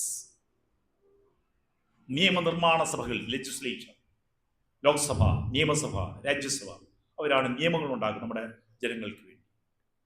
അവിടെ നമുക്ക് പ്രാതിനിധ്യം വേണം. ഈ 80% പ്രാതിനിധ്യം വേണം. എക്സിക്യൂട്ടീവ്, അവർ ചെയ്യുന്ന നിയമനിർമ്മാണങ്ങളെല്ലാം, പദ്ധതികൾ, ജനക്ഷേമ പരിപാടികൾ എക്സിക്യൂട്ട് ചെയ്യുന്നവർ അതാരാണ്? ഇവിടുത്തെ സർക്കാർ ഉദ്യോഗസ്ഥന്മാരാണ്, അല്ലെ? സെക്രട്ടേറിയറ്റിലെയും വില്ലേജ് ഓഫീസിലെയും എല്ലാം സർക്കാർ ഉദ്യോഗസ്ഥന്മാരാണത്, അല്ലെ? ഒരു പദ്ധതി ഗവൺമെന്റ് പ്രഖ്യാപിച്ചിരിക്കുകയാണ്, അല്ലെ? ശരി, ഇവർക്ക് തൊഴിലുറപ്പുകാർക്ക് ഇത്രയും രൂപ കൊടുക്കണം, പെൻഷൻ കൊടുക്കണം. അതാരാണ്? വില്ലേജ് ഓഫീസറും സർക്കാർ ഉദ്യോഗസ്ഥന്മാരാണ് വന്നതെല്ലാം കണ്ടുപിടിച്ച് ചെയ്യേണ്ടത്. അപ്പോൾ ഇത് ചെയ്യുന്നിടത്ത് ഈ പ്രാതിനിധ്യം ഇല്ലെങ്കിൽ എന്ത് സംഭവിക്കും? അവർക്ക് ഇഷ്ടമുള്ള അവരുടെ സമുദായത്തിലുള്ളവർക്ക് മാത്രം ഈ ആനുകൂല്യങ്ങൾ കിട്ടുകയും മറ്റുള്ളവരെ വീണ്ടും അകറ്റി നിർത്താൻ ശ്രമിക്കും. അതിൻ്റെ ദുരന്ത ഫലങ്ങൾ നമ്മൾ ഇനി ഇതൊക്കെ നിങ്ങൾ ചുറ്റും ആലോചിച്ചൊക്കെ സംഭവിക്കുന്നുണ്ടോ? അതുകൊണ്ടാണ് സർക്കാർ സർവീസിലും പ്രാതിനിധ്യം വേണമെന്ന് പറയുന്നത്. അങ്ങനെയാണ് അംബേദ്കർ എഴുതി വെച്ചു, SC STക്ക് സംവരണം കൊടുക്കണം, അല്ലെങ്കിൽ അതിന് പ്രാതിനിധ്യം കൊടുക്കണം. എവിടെ? ലെജിസ്ലേച്ചറിലും വേണം, എക്സിക്യൂട്ടീവിലും വേണം. നിർഭാഗ്യവശാൽ ജുഡീഷ്യറിയിൽ അന്നത് വെച്ചില്ല, മാധ്യമങ്ങളിലും. അപ്പോഴും ഏകദേശം വരുന്ന ഒരു ചെറിയ വിഭാഗം 22-24% ജനസംഖ്യയിൽ വരുന്ന SC ST വിഭാഗം. ബാക്കി വരുന്ന ഒരു 52% ആരാണ്? ഈ ജാതി ഹിന്ദുക്കളല്ലാത്ത ഔട്ട്കാസ്റ്റ്, OBC എന്ന് പറയും, അതർ ബാക്ക്വേർഡ് കമ്മ്യൂണിറ്റീസ്. എന്തുകൊണ്ടാണ് അവരെ ബാക്ക്വേർഡ് എന്ന് പറഞ്ഞത്? അവരുടെ ചിന്ത പിന്നോക്കമായിട്ടാണോ? അല്ല, അത് തെറ്റായ ഒരു പ്രയോഗമാണ്. ഭാഷാ പ്രയോഗത്തിൽ കൂടെ ഈ അജ്ഞതയെ ചൂഷണം ചെയ്യാണ്. അവിടെ പിന്നോക്ക സമുദായം ഒരിക്കലും അവരെ വിളിക്കാൻ പാടില്ല, പിന്നോക്ക വിഭാഗം. കാരണം ലോകത്തുള്ള എല്ലാ മനുഷ്യനും എങ്ങോട്ടൊക്കെ സഞ്ചരിക്കാൻ ആഗ്രഹിക്കുന്ന ഏതെങ്കിലും മനുഷ്യൻ പിന്നോട്ട് സഞ്ചരിക്കുന്നത് കണ്ടോ? നമുക്കെല്ലാം എങ്ങോട്ട് നീങ്ങണം? മുന്നോട്ടാണ് നീങ്ങണം. മുന്നോക്ക സമുദായമായിരിക്കണം, എല്ലാവരും മുന്നോട്ടാണ്. അപ്പോൾ ആ പ്രയോഗം തെറ്റാണ്. പക്ഷെ എന്തുകൊണ്ടോ ഭരണഘടനയിൽ അന്ന് എഴുതി വെച്ചിരിക്കുന്നു അതർ ബാക്ക്വേർഡ് കമ്മ്യൂണിറ്റീസ്. അവർ പിന്നോക്കാവസ്ഥ എന്താണ്? അവസ്ഥയെ കണ്ടുകൊണ്ടാണ് വിദ്യാഭ്യാസപരമായിട്ടും സാമൂഹ്യപരമായിട്ടും മറ്റുള്ളവരെ അപേക്ഷിച്ച് പിന്നോക്ക അവസ്ഥയിൽ നിൽക്കുന്നവരെ, പിന്നിൽ നിൽക്കുന്നവരെ പിന്നോക്ക സമുദായം എന്ന് പറയും. അതുകൊണ്ട് അവർക്ക് എന്ത് ചെയ്യണം? പക്ഷേ നിർഭാഗ്യവശാൽ അംബേദ്കറിന്റെ ഭരണഘടനയിൽ അന്ന് ഈ പിന്നോക്ക വിഭാഗം 52% വരുന്ന ഈ OBC വിഭാഗത്തിന് പ്രാതിനിധ്യം അല്ലെങ്കിൽ സംവരണം വിഭാവന ചെയ്തിട്ടില്ലായിരുന്നു സർക്കാർ സർവീസിലും ലെജിസ്ലേച്ചറിലും. ഇന്ന് നിങ്ങൾക്ക് ഗൂഗിളിൽ നിന്നും അവിടുന്ന് എല്ലാം RTIയിൽ നിന്നെല്ലാം തിരിച്ചു നിങ്ങളൊന്ന് നോക്കിയാൽ മതി. നമ്മുടെ കേരളത്തിൻ്റെ കാര്യത്തിൽ അവസ്ഥ എന്താണ്? കേരളത്തിൻ്റെ നിയമസഭയിൽ ഈ വിഭാഗങ്ങളെ പ്രതിദാനം ചെയ്യുന്നവർ എത്ര പ്രതിനിധികളുണ്ട്? നമ്മളെ ഭരിക്കുന്ന മന്ത്രിസഭയിൽ എത്ര പേരുണ്ട് ഈ സമുദായങ്ങളെ പ്രതിനിധീകരിക്കുന്നവർ? നമ്മുടെ ഭരണം നടത്തുന്ന എക്സിക്യൂട്ടീവായ കേരളത്തിൻ്റെ ഭരണസ്ഥിരാകേന്ദ്രം എന്ന് പറയുന്ന തിരുവനന്തപുരത്ത് സെക്രട്ടേറിയറ്റിൽ എത്ര പേരുണ്ട് ഈ സമുദായങ്ങൾക്കെല്ലാം പ്രാതിനിധ്യമുണ്ടോ? അപ്പോൾ അംബേദ്കർ എഴുതി വെച്ച വാചകമായിരുന്നു ഡ്യൂ ആൻഡ് അഡിക്വേറ്റ് റെപ്രസെന്റേഷൻ. ഇതാണ് അദ്ദേഹം ഉപയോഗിച്ച വാചകം. ഡ്യൂ എന്ന് പറഞ്ഞാൽ മതിയായതും പ്രാതിനിധ്യം, ജനസംഖ്യ ആനുപാതികമായ പ്രാതിനിധ്യം, അല്ലേ? ഇവിടെ നമ്മൾ 50 പേരിയ്ക്കുന്നു, അപ്പുറത്ത് ഒരു മീറ്റിങ്ങിൽ 20 പേരിയ്ക്കുന്നു, അപ്പുറത്തൊരിടത്ത് വേറിടത്ത് 25 പേരിയ്ക്കുന്നു. ഇവിടെ 20 പേരുള്ളിടത്ത് ഒരു 50 ഏത്തപ്പഴം കൊടുക്കുകയാണ്, മനസ്സിലായോ? മറ്റ് 25 ഉള്ളിടത്ത് വെറും 25 ഏത്തപ്പഴം. ഇവിടെ ഈ 50 പേരിയ്ക്കുന്നിടത്ത് വെറും 15 ഏത്തപ്പഴം തരുന്നു. ഇത് സാമൂഹ്യ നീതിയാണോ? നിങ്ങളൊന്ന് ആലോചിച്ചോ. നിങ്ങളുടെ ഇപ്പം ഒരു 50 പേരിയ്ക്കുന്നു, ഇവിടെ ഇത്രയും തരുന്നു, നിങ്ങളെല്ലാം കൂടെ വീതിച്ചെടുക്കാൻ പറയും. അപ്പൊ ഇത് പ്രാതിനിധ്യമാണോ? ജനസംഖ്യാനുപാതിക പ്രാതിനിധ്യമാണോ? അല്ല, അനീതിയാണ്, അസമത്വമാണ്, സാമൂഹ്യ അനീതിയാണ്. അപ്പൊ ഇത് മാറ്റണം, ഇത് പാടില്ല. അതിനാണ് നമ്മൾ പറഞ്ഞത് എന്ത്? സംവരണം എന്നുള്ള വാക്ക് വെച്ച് അത് പ്രാതിനിധ്യം വേണം, സാമുദായിക പ്രാതിനിധ്യം വേണം, അല്ലെ? സമുദായങ്ങൾ നിലനിൽക്കുന്നുള്ള ഒരു സത്യമാണ്. സമുദായം എന്നുള്ളത് ഒരു അസത്യമാണോ? അല്ല. ഇവിടെ പത്രമുണ്ടോ മാഡം? പഴയ പത്രങ്ങൾ കാണുമല്ലോ. ഒരു പത്രം എടുത്തുനിന്ന് എല്ലാവരും വീട്ടിൽ പത്രം വരുത്തുന്നുണ്ടോ? കേരളമതിയോ ഏതെങ്കിലുമൊക്കെ? മിക്കവാറും ഞായറാഴ്ച ദിവസങ്ങളിലെ പരസ്യവും നോക്കിയാൽ മതി, വിവാഹ പരസ്യങ്ങൾ. അതിൽ കൂടെ ഒന്ന് കണ്ണോടിക്കുമ്പോൾ നിങ്ങൾക്കറിയാൻ പറ്റും ഇവിടെ എന്താണ് ഈ സമുദായങ്ങൾ അല്ലെങ്കിൽ ഈ പറയുന്ന ജാതികളും മതങ്ങളും ഉണ്ടോ ഇല്ലയോ എന്ന്. ഉണ്ടോ? അതില്ലാത്ത ഏതെങ്കിലും ഒരു വിവാഹ പരസ്യം നിങ്ങൾക്ക് കാണാൻ കഴിയുമോ? ഇല്ല. എന്ന് പറഞ്ഞാൽ എന്താണ്? ജാതി അല്ലെങ്കിൽ സമുദായം എന്ന് പറഞ്ഞത് ഒരു യാഥാർത്ഥ്യമായിട്ട് ഇവിടെ നിലനിൽക്കുന്നു.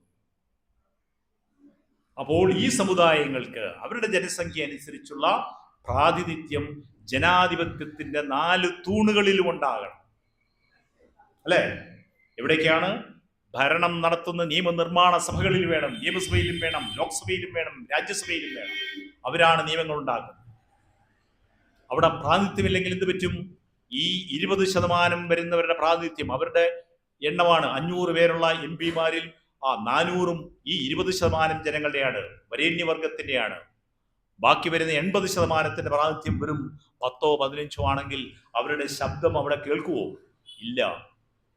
ഇവിടെ 1ഓ 2ഓ പേര് എഴുതിയിട്ട് പറയുന്നു സാറേ ഇത് നിർത്ത്, ഇത്രയും മതി, ബാക്കി 55 പേര് വരുന്നു തുടരൂ എന്ന് പറഞ്ഞാൽ നിങ്ങളുടെ 20 വേണ്ടാന്ന് പറയുന്ന ശബ്ദം കേൾക്കൂ? ഇല്ല. അവിടെയാണ് ഗുരു പറഞ്ഞ വാചകം ഓർത്തത്, സംഘടന കൊണ്ട് ശക്തരാകുവിൻ. അപ്പോൾ ഈ പ്രാതിനിധ്യം വേണം. എല്ലാവരും സമ്മതിക്കുന്നുണ്ടോ? പ്രാതിനിധ്യം വേണോ വേണ്ടായോ? വേണോ വേണ്ടായോ? വേണം. എന്തൊരു പ്രാതിനിധ്യമാണ്? വെറുതെ ഒരാളെ മതിയോ? ഒരു നല്ല കറിയൊക്കെ വെച്ചിട്ട് അവസാനം 2 കറിവേപ്പില എടുത്തിട്ട് കഴിഞ്ഞാൽ കറിവേപ്പിലയാണോ ഇതിന്റെ കറിയുടെ ടേസ്റ്റ് തീരുമാനിച്ചേ? അല്ല, അതിനകത്ത് ബാക്കി കാര്യങ്ങളാണ്. ആരെങ്കിലും ഇത്രയും വെച്ച് കഴിഞ്ഞിട്ട് ഒരാളെ ഫ്രണ്ട് നിർത്തിയിട്ട് നിങ്ങളുടെ ഈ പ്രാതിനിധ്യം ഉണ്ട് എന്ന് പറഞ്ഞാൽ പറ്റുമോ? അവർക്കൊന്നും ചെയ്യാൻ പറ്റില്ല. വോയിസ് ഇല്ലാത്തവരാണ്, നിശബ്ദരായി വെറും പ്രതിമകളായിട്ട് അല്ലെങ്കിൽ റബ്ബർ സ്റ്റാമ്പായിട്ട് ഇരിക്കുന്ന ഇവരുടെ പ്രാതിനിധികളെ അല്ല നമുക്ക്. സഹോദരത്വേന കഷ്ടപ്പാട് അനുഭവിക്കുന്ന തന്റെ സഹോദരങ്ങൾക്ക് വേണ്ടി ശബ്ദമുയർത്താൻ കഴിവുള്ള കെൽപ്പുള്ള പ്രതിനിധികളെയാണ് നമുക്ക് വേണ്ടത്. ഇവിടെ നിയമനിർമ്മാണ സഭകളിൽ, സർക്കാർ സ്ഥാപനങ്ങളിൽ, അതോടെ ജുഡീഷ്യറിയിൽ, നമ്മുടെ അവസാനം നീതി, സാമൂഹ്യ നീതി വേണ്ടതാണ്. നമ്മൾ തമ്മിൽ കൊണ്ടുപോകുന്ന കോടതികളിലാണ്. ഈ കോടതികളിൽ നമ്മൾ വാദിക്കുമ്പോൾ പക്ഷെ അവസാനം കോടതിയുടെ വിധി പ്രസ്താവിക്കുമ്പോഴും എന്ത് ചെയ്യണം? ഈ സമുദായങ്ങളെല്ലാം നിലനിൽക്കുന്ന ഒരു യാഥാർത്ഥ്യമായി നിലനിൽക്കുന്ന സമയത്ത് അവിടെയും ജഡ്ജസ്, വിധി പറയുന്ന ജഡ്ജിമാരിലും ആരുണ്ടാകണം? ഈ എല്ലാ സമുദായങ്ങളുടെയും പ്രതിനിധികളുണ്ടാകണം, അല്ലേ? അതുമാതിരി നമ്മൾ ഇന്ന് നോക്കുമ്പോൾ നമുക്ക് മാധ്യമങ്ങളുണ്ട്, ഒരുപാട് ചാനലുകൾ കാണാം, ഒരുപാട് പത്രങ്ങളുണ്ട്. ഈ വർത്തമാന പത്രങ്ങളും ചാനലുകളും പറയുന്നതാണ് നമ്മൾ കേൾക്കുന്നതല്ല, അല്ലെ? നമ്മൾ സൂക്ഷ്മമായിട്ടൊന്ന് പരിശോധിച്ച് നോക്കുക. ഈ മാധ്യമങ്ങളിലും ഈ ചാനലുകളിലും പത്രങ്ങളിലുമെല്ലാം ഈ പറയുന്ന പാർശ്വവൽക്കരിക്കപ്പെട്ട 80% വരുന്ന OBC SC ST ജനവിഭാഗങ്ങളിൽ എത്ര പേരുണ്ട് ഈ മാധ്യമങ്ങളിൽ പ്രവർത്തിക്കുന്നത്? ഒരു നിമിഷം ഒന്ന് ആലോചിച്ചു നോക്കുക.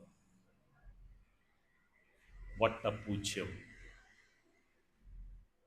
ഇന്നേ വരെ സുപ്രീം കോടതിയുടെ ഒരു ജഡ്ജിയായിട്ടത് ഈ OBC സമുദായത്തിൽ ചീഫ് ജസ്റ്റിസ് ആയിട്ടില്ല.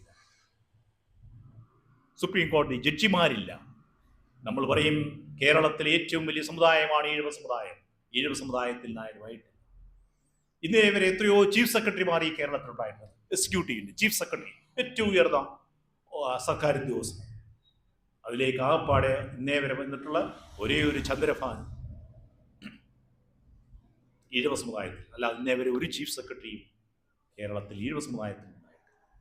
അതുമാതിരി തന്നെ ദളിത് സമുദായത്തിൽ IPS ഓഫീസർ, ഇന്ത്യ പരമോന്നതമായ പോലീസ് മേധാവി, ആദ്യത്തെ IG ഗോപാലൻ സാറായിരുന്നു. അത് ഈഴവ സമുദായത്തിൽ. പക്ഷെ അതിനുശേഷം ഇല്ല, ദളിത് സമുദായത്തിൽ ഇല്ല. അപ്പൊ ഇവിടെയെല്ലാം എന്തുകൊണ്ടാണ്? വിവേചനങ്ങൾ. അപ്പൊ ഇത് മാറ്റുന്നതിന് വേണ്ടിയാണ് അംബേദ്കർ എന്ത് ചെയ്തു? ഭരണഘടനയിൽ എഴുതി വെച്ച പ്രാതിനിധ്യം അല്ലെങ്കിൽ സംവരണം. ഇന്ന് നമ്മൾ അറിയാം, ഈ അടുത്തിടയിൽ ഈ പ്രാതിനിധ്യം, ഈ സംവരണം വേണ്ട. നമ്മുടെ ഈ മാധ്യമങ്ങൾ തന്നെ ചെന്ന് കോളേജ് പിള്ളേരെയൊക്കെ ചെന്ന് ഇന്റർവ്യൂ ചെയ്യുമ്പോൾ അവർ ചോദിക്കുന്ന ചോദ്യം മാതിരിയായിരിക്കും പിള്ളേർ ഉത്തരം പറയുന്നത്. അയ്യോ അത് വേണ്ട, അത് സംവരണം, ജാതി സംവരണമാണ്. ഈ സംവരണം, അതിനെ പറയുന്ന പേര് ജാതി എന്നുള്ള വാക്ക് സമുദായ സംവരണം എന്നാണ് പറയുന്നത്. സമുദായങ്ങളുടെ പ്രാതിനിധ്യമാണ്, സംവരണമല്ല. പ്രാതിനിധ്യം വേണോ വേണ്ടായോ? നമ്മൾക്കറിയാം, ബസ്സിലിരിക്കുമ്പോൾ എന്താണ് ബസ്സിൽ എഴുതി വെച്ചിട്ടുണ്ട്, എന്താണ്? ഭിന്നശേഷിക്കാരന് കുറെ സീറ്റ്, പ്രാതിനിധ്യം അല്ലെ? സ്ത്രീകൾക്ക്, സീനിയർ സിറ്റിസൺ. എന്തിനു വേണ്ടിയാ? അവർക്കല്ലെങ്കിൽ മറ്റവരോടൊപ്പം നിന്ന് ഇടിച്ചു കയറി അവിടെ എത്താൻ പറ്റുമോ? ഇല്ല. അവർക്ക് കരുതൽ വേണം. പിന്നിൽ നിൽക്കുന്നവരെ കരുതലോടുകൂടി മറ്റവരോടൊപ്പമാക്കുക. അവർക്ക് സംവരണം ചെയ്ത്, അല്ലെങ്കിൽ സീറ്റ് ഇത്രയും പ്രാതിനിധ്യം അവർക്ക് വേണ്ടി വെച്ചിരിക്കുക. ഇതെല്ലാ മേഖലകളിലും ഈ പ്രാതിനിധ്യം. ഈ പ്രാതിനിധ്യത്തിന് വേണ്ടിയാണ് എന്ത് ചെയ്തത്? നമ്മൾ ഉപയോഗിക്കുന്ന വാക്ക് ഏതാണ്? സംവരണം. അപ്പോൾ നമ്മൾ വിചാരിക്കേണ്ട, എന്തുകൊണ്ടാണ് ഇത് സംഭവിച്ചു പോയത്? ഇവിടെ സമ്പത്തില്ലാത്തതിന്റെ പേരിലാണോ പൽപ്പുവിനെ മാറ്റി നിർത്തിയത്? അല്ല. ദാരിദ്ര്യം അനുഭവിച്ചതുകൊണ്ടാണോ? അല്ല. GK മാധവനെ മാറ്റി നിർത്തി? അല്ല. പൽപ്പുവിനെ മാറ്റി നിർത്തിയത്, അല്ലെങ്കിൽ അംബേദ്കറെ മാറ്റി നിർത്തിയത് വിദ്യാഭ്യാസം ഇല്ലാഞ്ഞിട്ടാണോ? അല്ല. അവരിൽ ആരോപിക്കപ്പെട്ട ജന്മം കൊണ്ട് നീ ആലോചിച്ച് നോക്കൂ. നമ്മളൊരു വീട്ടിൽ ജനിക്കുന്നു, നമ്മുടെ ഏതെങ്കിലും കഴിവുകൊണ്ടാണോ? ആരെങ്കിലും നമുക്ക് പറയാൻ പറ്റും നമ്മൾ അല്ലെങ്കിൽ നമ്മുടെ മക്കൾ ഇനി അടുത്ത് ജനിക്കുന്നു? എത്ര ബാലിശമായ വിഡ്ഢിത്തരമായ ഒരു ചിന്തയാണത്. അപ്പൊ നീ എവിടെയാണോ ജനിച്ചത്, ആ ജന്മം അനുസരിച്ച് നിനക്ക് ചില പ്രിവിലേജസ് ഉണ്ട്, നിനക്ക് ചില സൗഭാഗ്യങ്ങൾ കിട്ടും എന്നുള്ള തെറ്റായ ധാരണ അജ്ഞതയിലാണ്ട് കിടന്ന മനുഷ്യനെ ചൂഷണം ചെയ്തു. അത് മാറ്റുക. പ്രാതിനിധ്യം വേണം. അതിനെയാണ് സംവരണം എന്നുള്ള വാക്ക് ഉപയോഗിച്ചിരുന്നത്. അപ്പോൾ ഇന്ന് നമ്മൾ എടുക്കുന്നു, ഈ പ്രാതിനിധ്യം വേണം. അപ്പോഴാണ് ഈ കഴിഞ്ഞ 2019 ആദ്യമായിട്ട് വീണ്ടും ഇന്ത്യൻ പാർലമെന്റിൽ ഒരു പുതിയ ബില്ലുണ്ടാക്കി. അതിൻ്റെ പേരാണ് എന്താണ്? ആരെങ്കിലും പറയാമോ? പുതിയ ഒരു സംവരണ നിയമം നടപ്പാക്കി. അതുവരെ ഇത് കഴിഞ്ഞ് ഞാൻ പറഞ്ഞില്ല, ഈ 50 എടുത്തപ്പം OBCക്ക് സംവരണമില്ല. അത് കഴിഞ്ഞിട്ട് 1993 OBC വിഭാഗത്തിന് സംവരണം അനുവദിച്ചത്. ആ സംവരണം എന്തുകൊണ്ടാണ്? വീണ്ടും ഒരു കമ്മീഷനെ വെച്ചു, മണ്ഡൽ. ആ മണ്ഡൽ കമ്മീഷൻ എന്ത് ചെയ്തു? ഒരു റിപ്പോർട്ട് കൊടുത്തു. 1980 പഠനം നടത്തി. അവരുടെ സാമൂഹ്യ പിന്നോക്കാവസ്ഥകൾ എന്താണ് ഈ വിഭാഗങ്ങളുടെ. അങ്ങനെ പിന്നോക്കാവസ്ഥ കണ്ടെത്തിയിട്ടാണ് അവസാനം പറഞ്ഞു, ശരിയാണ്, ഇവർക്കിന്ന് ഉദ്യോഗങ്ങളിൽ പ്രാതിനിധ്യമില്ല. 80% വരുന്ന ഇവർക്ക് മൊത്തം സർക്കാർ ഉദ്യോഗസ്ഥന്മാരുടെ എത്ര ശതമാനം? വെറും 4%, 5% അവരുടെ പ്രാതിനിധ്യം. ബാക്കി അത്രയാരാണ്? 20%കാരുടെ കയ്യിലാണ്. 20% വരേണ്യവർഗം ഈ അധികാരം എക്സിക്യൂട്ടീവ് മുഴുവൻ 80% വഹിക്കുമ്പോഴാണില്ല. അങ്ങനെ കണ്ടെത്തിക്കൊണ്ട് പറഞ്ഞു, ഇത് ശരിയല്ല, ഇവർക്ക് പ്രാതിനിധ്യം വേണം. അങ്ങനെയാണ് OBC വിഭാഗത്തിന് 27%. യഥാർത്ഥത്തിൽ അവർക്ക് 52% സംവരണമായിട്ടുണ്ട്. അവരുടെ ജനസംഖ്യ എന്ന് 52%. ജനസംഖ്യാനുപാതികമായ പ്രാതിനിധ്യം വേണമെങ്കിൽ OBC വിഭാഗത്തിന് എത്ര ശതമാനം സംവരണം വേണമായിരുന്നു? 52% സംവരണം അല്ലെങ്കിൽ പ്രാതിനിധ്യം കൊടുക്കണം. പക്ഷെ അപ്പോൾ കോടതി പറഞ്ഞു, അവർ പറഞ്ഞൊരു നിയമം നേരത്തെ ഷെഡ്യൂൾഡ് കാസ്റ്റ് ആൻഡ് ഷെഡ്യൂൾഡ് ട്രൈബിൽ പട്ടികജാതി പട്ടികവർഗത്തിന് 22% കൊടുക്കുന്നുണ്ട്. അപ്പോൾ ഇവർക്ക് 52 കൂടെ കൊടുത്താൽ മൊത്തം 72 ആവും. അത് പാടില്ല. നേരത്തെ ഒരു കേസിനകത്ത് പറഞ്ഞു ഈ സാമുദായിക സംവരണം 50% കവിയാൻ പാടില്ല. 50% മാത്രമേ സമുദായങ്ങൾക്ക് സംവരണം ചെയ്യും. ബാക്കി 50% ബാക്കി എല്ലാവർക്കും കൂടാണെന്ന് പറഞ്ഞത്, പൊതുസമൂഹത്തിനാണെന്ന് പറഞ്ഞത്. അതിനകത്ത് ദളിതരും വരും, ഒബിസിയും വരും, എല്ലാവരും വരും. പക്ഷേ അതുകൊണ്ട് എന്ത് ചെയ്തു, 52% നിങ്ങൾക്ക് അർഹതയുണ്ട് യഥാർത്ഥത്തിൽ ആനുപാതികമായിട്ട്. പക്ഷെ തൽക്കാലം തരാൻ പറ്റില്ല. അതുകൊണ്ട് എത്ര കൊടുത്തു? 27% ഒബിസി സംവരണം. നോക്കണം, 1980 റിപ്പോർട്ട് സമർപ്പിച്ചതാണ്. എന്നിട്ടത് നടപ്പാക്കാൻ എത്ര വർഷം എടുത്തു? 1993 മാത്രമാണ് ഇത് നടപ്പാക്കിയത്. എത്ര കാലയളവാണ് ഇത് വെച്ചുകൊണ്ടിരുന്നത്? ഒരു റിപ്പോർട്ട് ഉണ്ടാക്കുന്നതിന് മുമ്പ്, അതിന് മുമ്പ് കുറേ വർഷങ്ങൾക്ക് മുമ്പാണ് റിപ്പോർട്ടിന് വേണ്ടി കമ്മീഷൻ നിയോഗിച്ചത്.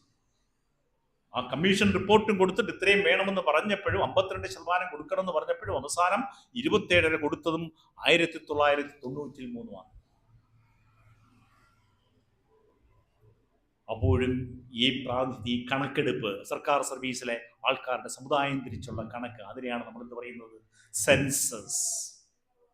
അതിന് പേര് പറയേണ്ട സാമുദായ സെൻസസ് എന്നാണ് പറയുന്നത്, ജാതി സെൻസസ്. കാരണം അതൊരു ജാതി എന്നുള്ള ഒരു വൃത്തികെട്ട പദമായിട്ടാണ് നമുക്കറിയാം, അല്ലേ? എല്ലാവർക്കും ജാതി പറയണം. ശരിയാ, ജാതി പറയാൻ പാടില്ല. ജാതി എന്ന് പറയുന്നത് അസത്യമായ ഒരു വാക്കാണ്. നമുക്കിപ്പോൾ അറിയാം, അല്ലേ? ഗുരു പറഞ്ഞ ജാതി എന്ന് പറയുന്നത്. മനുഷ്യരിൽ ജാതികളില്ല, മനുഷ്യരിൽ ഒരു ജാതിയും. മനുഷ്യരിൽ പക്ഷേ സമുദായങ്ങളുണ്ട്. അങ്ങനെയുള്ള സമുദായങ്ങൾക്ക് പക്ഷേ പ്രാതിനിധ്യം വേണം. അവരെല്ലാം ഈ രാജ്യത്ത് ജീവിക്കുന്ന സമുദായങ്ങളാണ്. അപ്പോൾ അവർക്ക് അത്രയും കൊടുത്തു. എന്നിട്ടും എന്ത് ചെയ്തു? വീണ്ടും അത് കഴിഞ്ഞിട്ട് കണക്കുകൾ എടുക്കുകയും പല RTA റൈറ്റ് ഇൻഫർമേഷൻ ആയിട്ട് എടുക്കുമ്പോഴും ഇപ്പോഴും ഈ പറയുന്ന 52% വരുന്ന OBC ജനസംഖ്യയുടെ എക്സിക്യൂട്ടീവിൻ്റെ ഉയർന്ന പദവികളിലേക്ക് നോക്കുമ്പോൾ, സെക്രട്ടറിമാർ, ചീഫ് സെക്രട്ടറി, അല്ലെ, IAS IPS എന്നുള്ളതിൽ അവരുടെയൊക്കെ പ്രാതിനിധ്യം വെറും 3-4%. അപ്പോൾ ആ സർക്കാർ ഉദ്യോഗസ്ഥന്റെ ഏറ്റവും താഴെപ്പടിയിലുള്ള ഉദ്യോഗങ്ങൾ, സബ് സ്റ്റാഫ് എന്ന് പറയും, ഗ്രൂപ്പ് ഡി പറയും, അല്ലെ, അവിടെ തൂക്കാനും തുടയ്ക്കാനും വൃത്തിയാക്കാനും കക്കൂസ് കഴിയാനും ഒക്കെയുള്ള ജോലികൾ കൊടുക്കുന്നത്, അതിനകത്ത് ഒരു പക്ഷേ ഈ OBC SC വിഭാഗത്തിന്റെ പ്രാതിനിധ്യമായിരിക്കും കൂടുതൽ. അപ്പോൾ എവിടെങ്കിലും ഒരു കണക്കാരെങ്കിലും ചോദിക്കുമ്പോൾ എന്ത് ചെയ്യും? ഈ വിഭാഗത്തിലുള്ള ഒരു എണ്ണത്തിൻ്റെയും കൂടെ എടുത്തിട്ട് മൊത്തം ഒരു കണക്കെന്ന് പറയും, ഇവർക്ക് ഇത്രയും ഉണ്ട്. അപ്പോൾ അധികാരം കൈയാളുന്ന, അധികാരം ആരുടെ ഇരിക്കുന്നത്? ഒരു ഓഫീസിലെ ഏറ്റവും തൂപ്പും തുടയ്ക്കുന്നവർക്കാണോ ഉള്ളത്, അതോ അതിന്റെ മേലധികാരിയായിരിക്കുന്ന സെക്രട്ടറിക്കാണോ? സെക്രട്ടറിക്കാണ് തീരുമാനിക്കുന്നത്. അവിടെ പ്രാതിനിധ്യമില്ല. അങ്ങനെ പ്രാതിനിധ്യമില്ലാത്ത ഈ ഒരു അവസ്ഥയിലാണ് നമ്മൾ ആലോചിക്കണം. എന്തുകൊണ്ടാണ് ഞാൻ പറഞ്ഞത്, ഒരു കറുത്ത ദിനമായിട്ട് നമ്മുടെ ഇന്ത്യൻ ജനാധിപത്യത്തിന്റെ ദിവസമായിരിക്കണം ഏത് ഈ ബില്ലുകൾ കൊണ്ടുവന്ന 2 ദിവസങ്ങൾ എന്ന് പറയുന്നത്.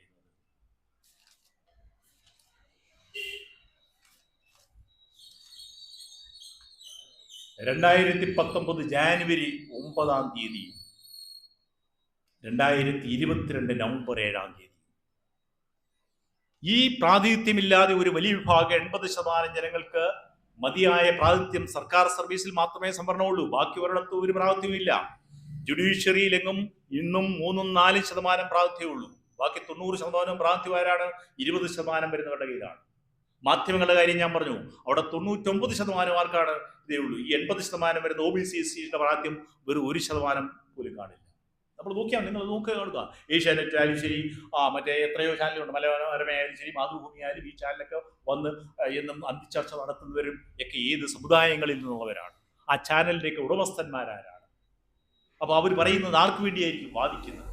നമ്മൾ ഇവരുടെ ഈ വാദങ്ങളും ചർച്ചകളും കേട്ടിട്ടായിരിക്കും നമ്മൾ തെറ്റിദ്ധരിക്കപ്പെട്ട അച്ഛതയിലേക്ക് നമ്മൾ വീണ്ടുവാൻ പോകും.